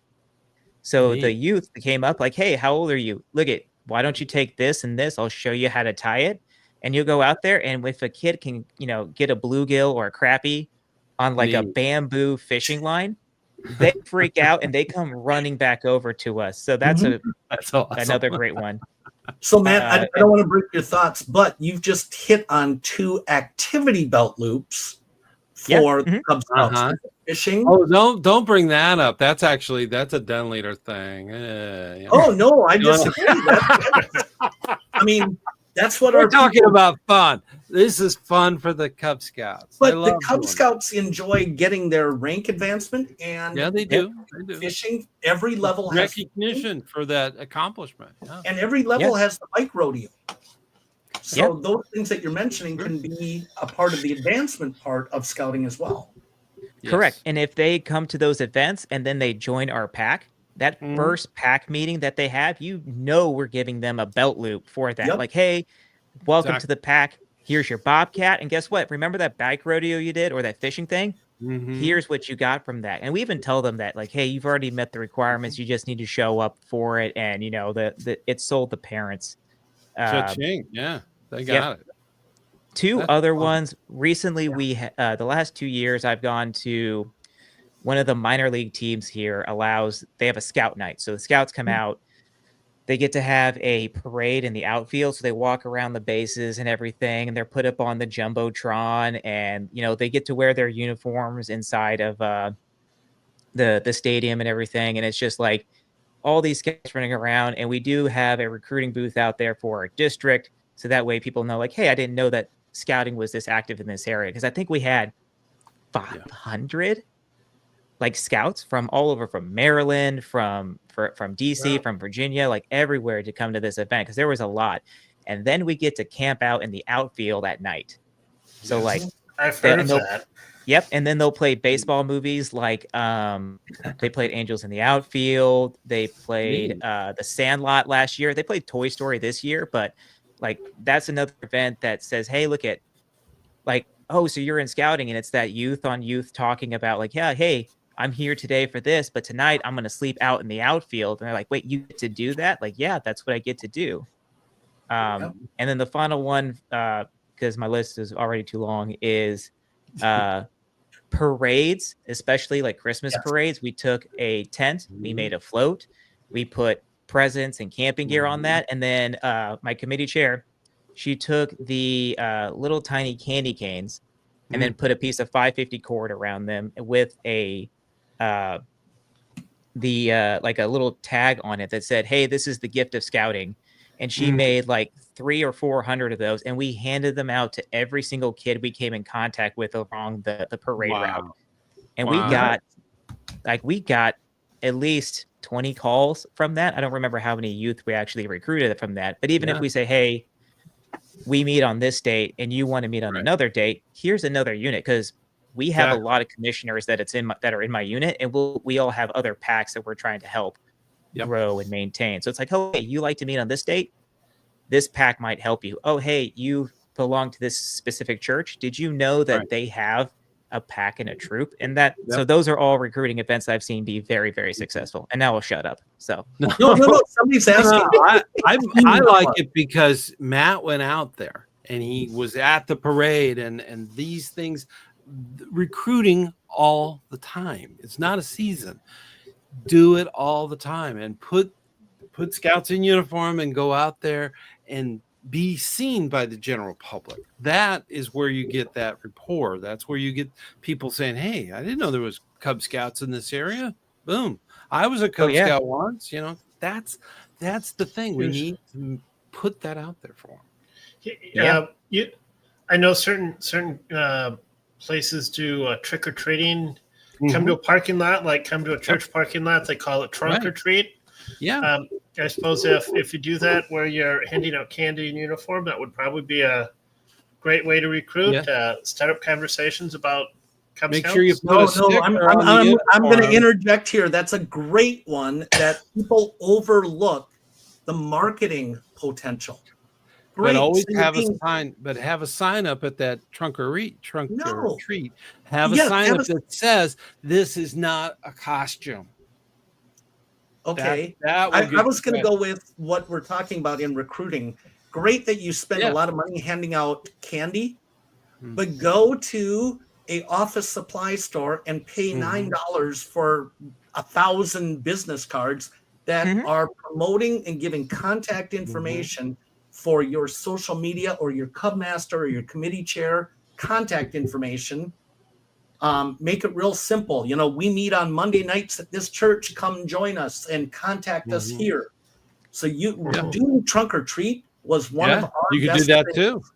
Recruiting 2 years ago, and we handed out over 1,000 business cards, and we got quite a bit. So, like Matt was saying, with the handouts at the Christmas parade, Absolutely. When you have community events, don't be afraid to market yourself. You're part of the community. Yes. Do them. And oftentimes we got invited to help at an ice cream social this summer. The other local troop wasn't available, and they contacted us, and they were thrilled to let us hand out recruitment material. And we got a list of, I don't know, 24 people that are interested. We'll know more tomorrow night, because tomorrow night's our kickoff. So community events that you can help at, and they want help, with cleanup or something like that. Don't be afraid to say, we hand out information, because we've had great success, and Matt kind of validates it with their Christmas parade, Christmas parade type stuff as well. But that goes over to the question that I asked earlier, and Mike tried to jump to, and I jumped in saying, let's focus on one, is how do we get those people to those events? And so I think Matt kind of transitioned us nicely to that. Yeah, but we're only transporting our scouts. That's how you get to that event. But it's I think he's talking about the marketability. How do we promote it? How do we let the general public know that these events are happening? Yeah. Putting up signs is one way, because you drive around in any neighborhood, you're going to see open house signs. Okay, why not see a sign that says, "Hey, scouting"? That's something that could do. You could do your councils do that? Because our council does signs, and signs, and even then, for instance, we had in Orange County, the county that I'm in. They had ordinances. Well, just so happens the guy who enforces it is an Eagle Scout. So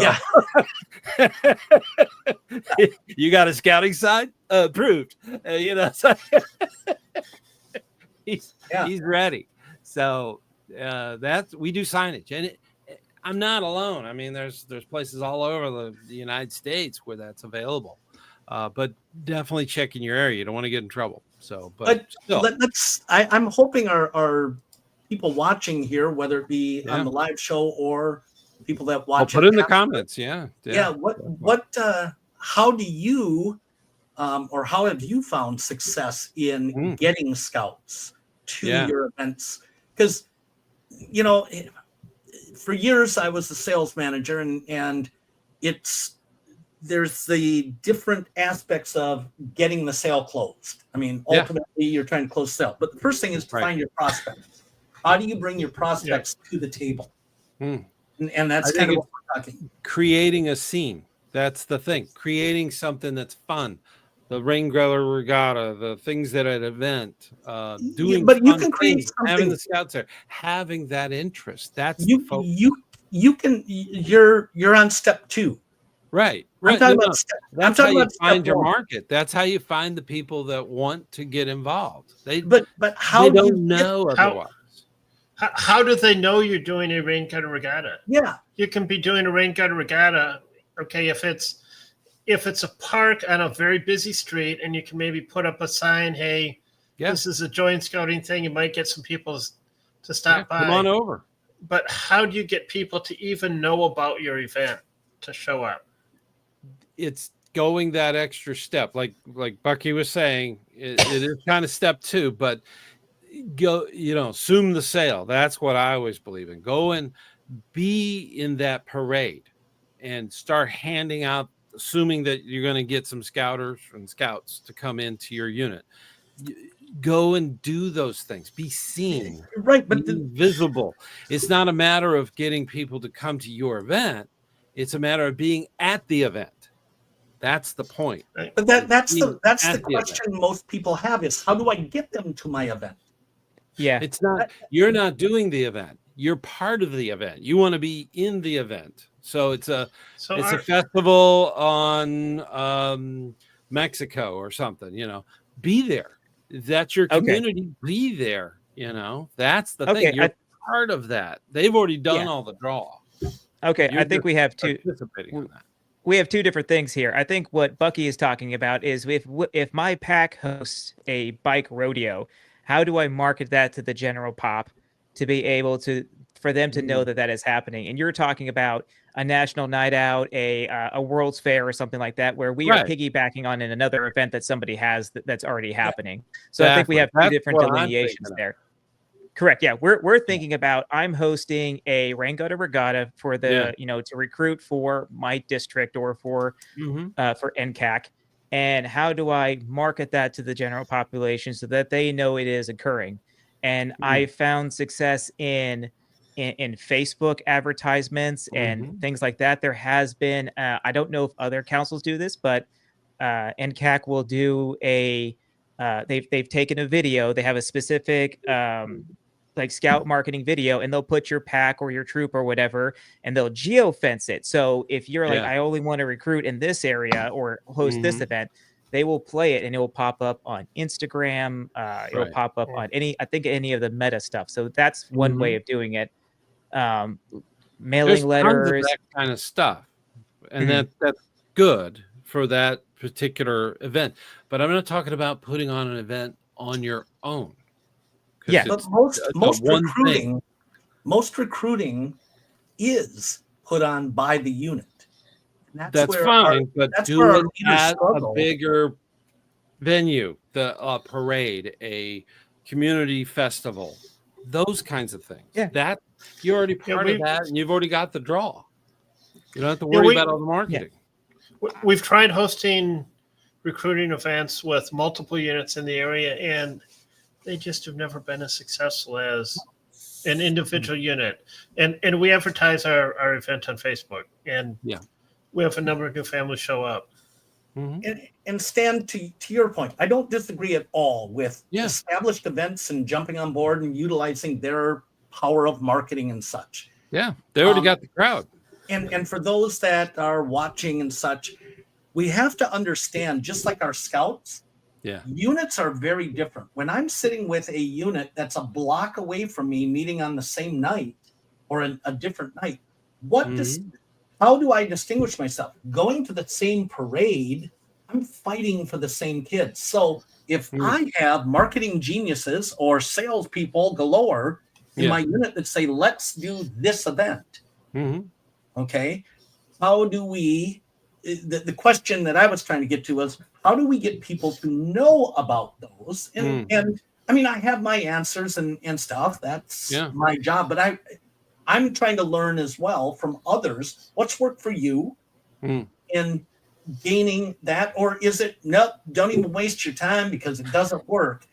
And to my other point is, if you're in rural America, you're usually one unit in the town, so you're not really competing for the kids. It's your unit or no scouting. So I think we have to remember that suburban and inner city scouting oftentimes have competition. And so that's where Mike's comment and my experience has been, when you do, communal recruiting, it's not a fair outcome. It's not an equitable outcome at all. It usually ends up being, for different reasons, very lopsided. And so I think a lot of units go, look, I want to highlight my unit's uniqueness, and put the efforts in to recruiting for our unit. And you know what?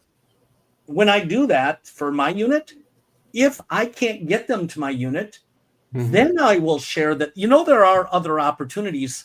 And I don't know, well, they're across the street or they're over here. I try and help them find what is a best fit by knowing what my other units around me are. Because ultimately, if that unit doesn't deliver, I want them coming back to me because I've established the credibility, pointing them in the right direction. And so I think it's nice that they could go around to other units and shop, basically figure out which unit's best for them. Every unit's different, different youth leadership in each one. So, but I think recruiting as units is unique as well. And so jumping on a community thing, that's great in the rural area. You're just it's hard.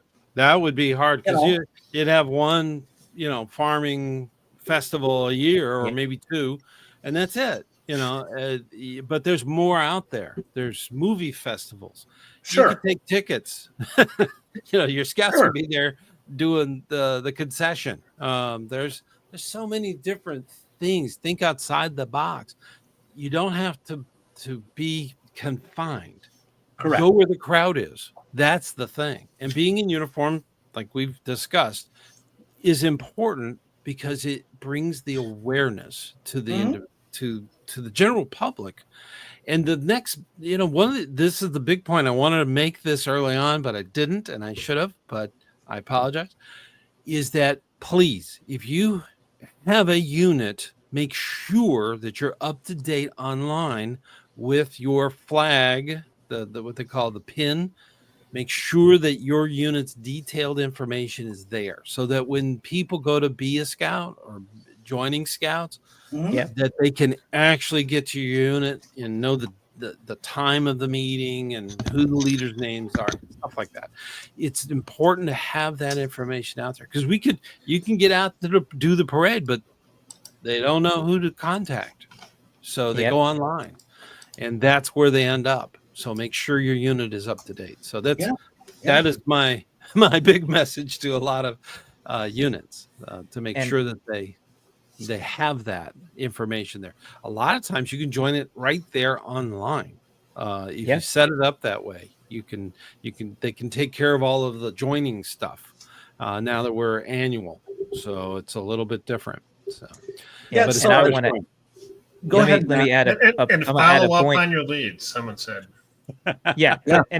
And I want to put a point on that because my committee chair one time pointed out to me, and I never considered it, as far as like how much the joinscouting.org or beascout.org can influence which packs or troops are getting people. Because let's say that you have 6 within a zip code.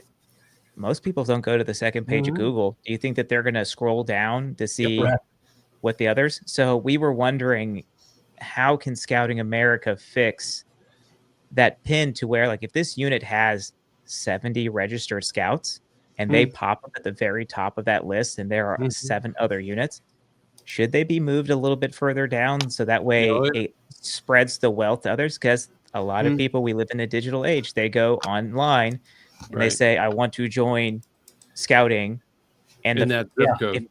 And if our neutron star of a unit pops up first, we're going to pull more people in.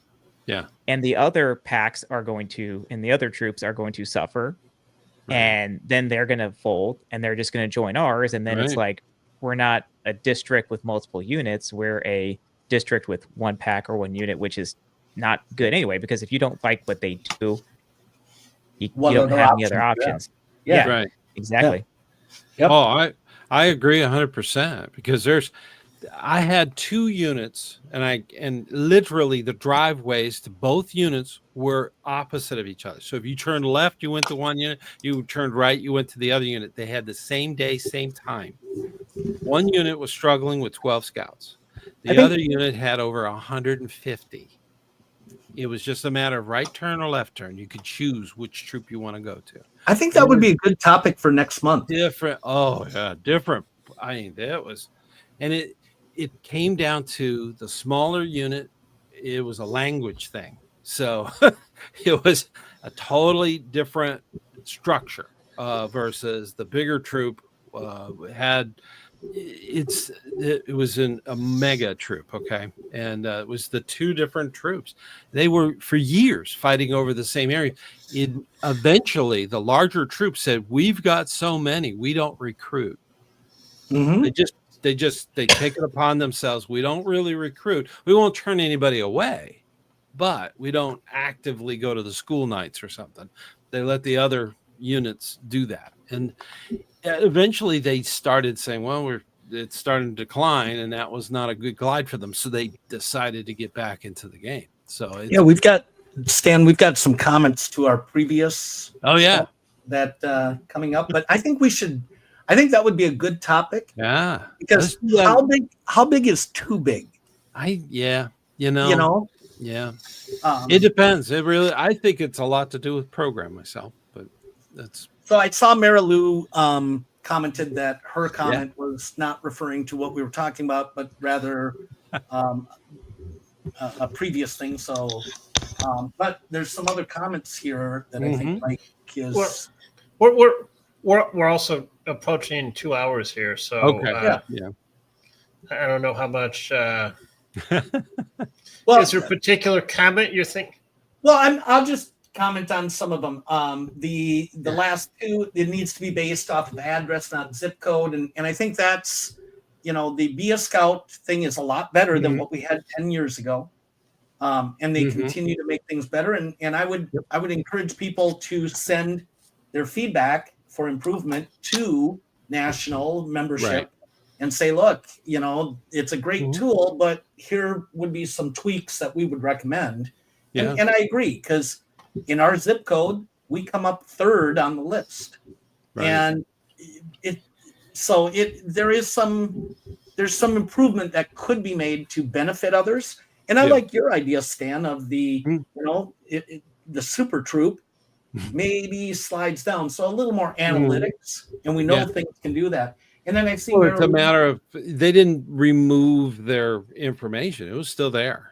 Yeah, and they just didn't go to the school night or anything. They just kind of said, well, let's give other units a chance. Yeah, and the thing about a big troop, a lot of people think, oh, it's bigger, it must be better. No, a lot of times kids join them and they get lost. They just, they don't get that small troop type of attention. So, and when they have an issue, let's save that for next month. Oh yeah, let's go. I think that's a great, and that's true for Cub Scouts too. Yeah, it's all units really. Yeah. Let's do that next time. But we have been going for a while here, but we still have quite a few in the chat. It's a nice thing. We're approaching 2 hours. Do we need to? Here's maybe a question for next time. How big is too big?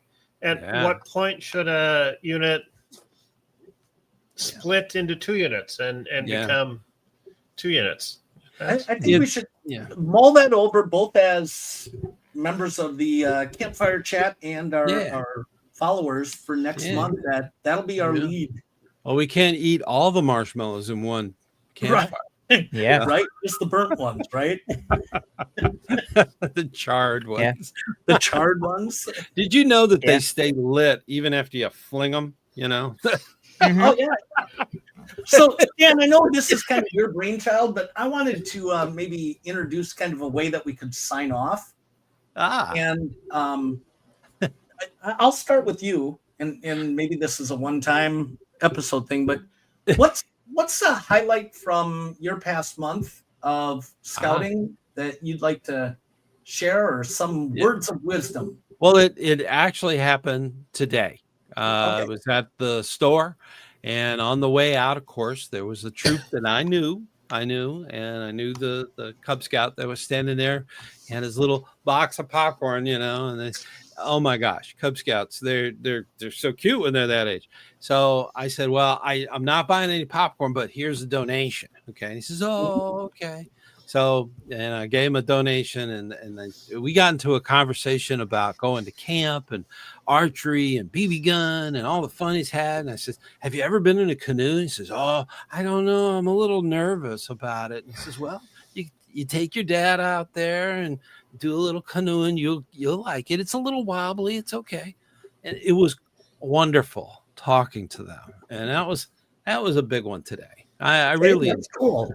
Just chatting with the dad was standing right there. So we sat and talked. I mean, to talk to the young people, it puts if you just watch news all the time, you think the young people are crazy. So they are. No, I mean, they are. Well, they are.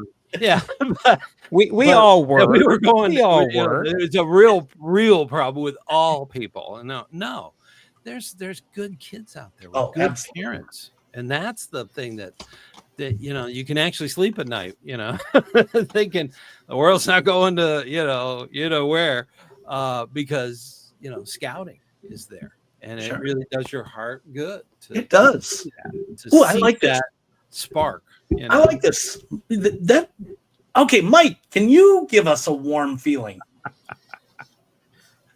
Warm I'm a morning. He's already got he's already got that warm and fuzzy right next to him. So don't let him. Okay. I don't have anything inspirational for the evening right now. It's, okay, Matt.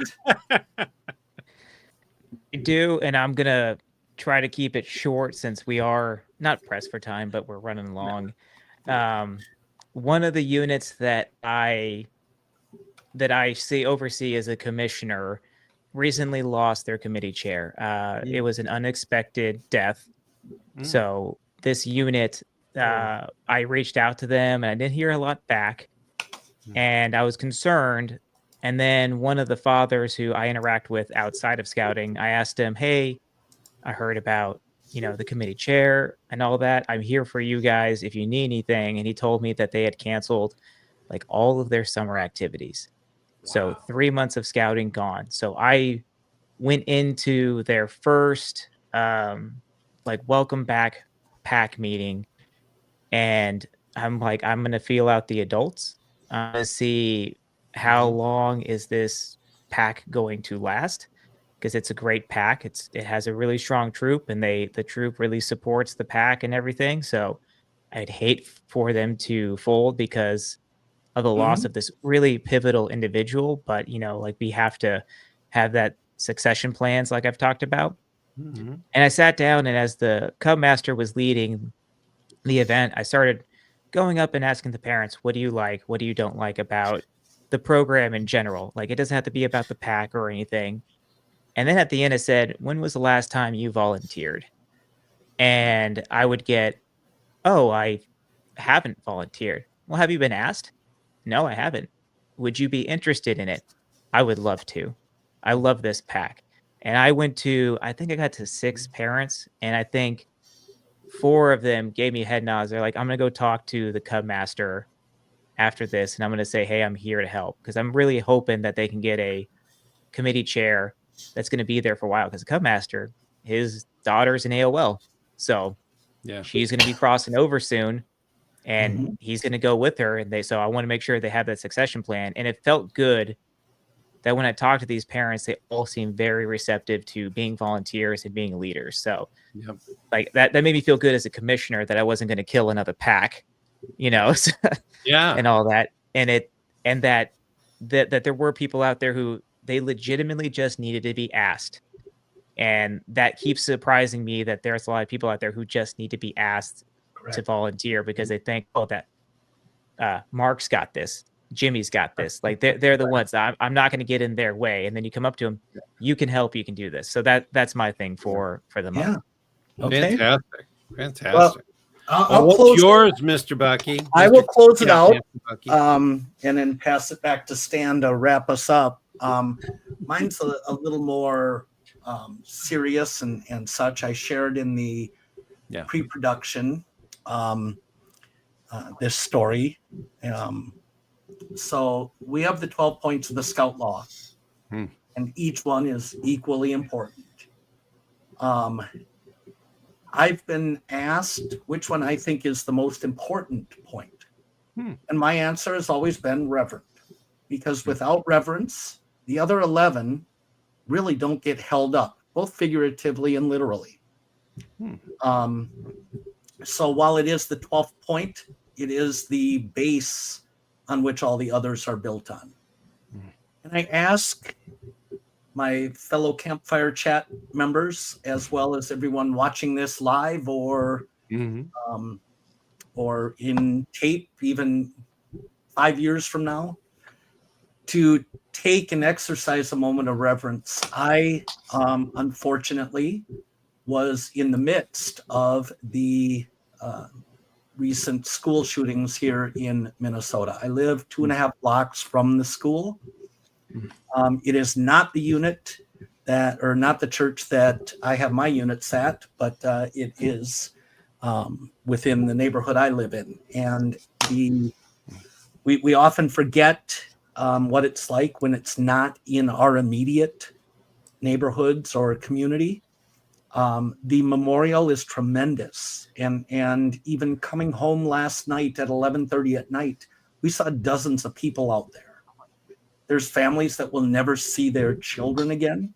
And some of these kids potentially were scouts. We don't know if they were or weren't, but this church had always had the neighborhood Christmas lot, which was managed by the Boy Scout troop at that church and school. And so I ask you to remember in your prayers those families, not just of the recent ones, but of any of this ridiculous violence that takes place. Schools, scouting, youth activities should be safe places. Yep. And, you know, just help spread the word of being good people and living by the Scout Oath and Scout Law and setting that example. And for those families, show a little reverence. Yep. Sorry, I'm not as eloquent with it, but it's something that weighs on me since that happened, because before it was thousands of miles away. This was literally 2.5 blocks from my house. Wow. And it kind of hits home. So remember, it could be in your community. I hope it never gets that close to you or your loved ones, but you know, pray for those kids and all those that have gone before their time. Yeah. It's a sad thing. It is. And when scouting values are held dear by so many in our organization, with our units, with the people we deal with, it's an incredibly important thing to think about the Scout Oath and Scout Law. Those things are so intertwined with one another that they would actually prevent, in my belief, they would prevent people from doing such terrible things. And I believe it. And we are actually making America better by creating really great leaders for tomorrow, one scout at a time. That's the key. If we can do that and have them put in their heart the Scout Oath and Scout Law, that's the key. If we can do that as volunteers and do that on a consistent basis with as many people as we can get involved in scouting, regardless of uniform, that's the key to that's the big picture. And we need to be more attuned to it. And I always pointed this out with scouts, and they've never really thought about it, but it's in the Scout Oath, it's God and country. God comes first. It bookends with reverent. That's the thing. The whole thing, if you look at it, it's all intertwined together. Those are the bookends. And being reverent is one of those big things. So we're going to wrap it up at this point. Scoutmaster Bucky, thank you so much for all you do in scouting. And of course, the Roving Scouter, if you're not a subscriber, there we go. Go over to his channel and subscribe. The same thing's true with Scoutmaster Bucky. So have all those souls, those young souls. And when young ones go to heaven, it's hard on a community. So, but definitely say your prayers for that. And then, of course, Mike, thank you so much for running our backgrounds and our stuff over there. But for tonight, we're going to call it. Thank you so much. And you know what? I will see you on the trail.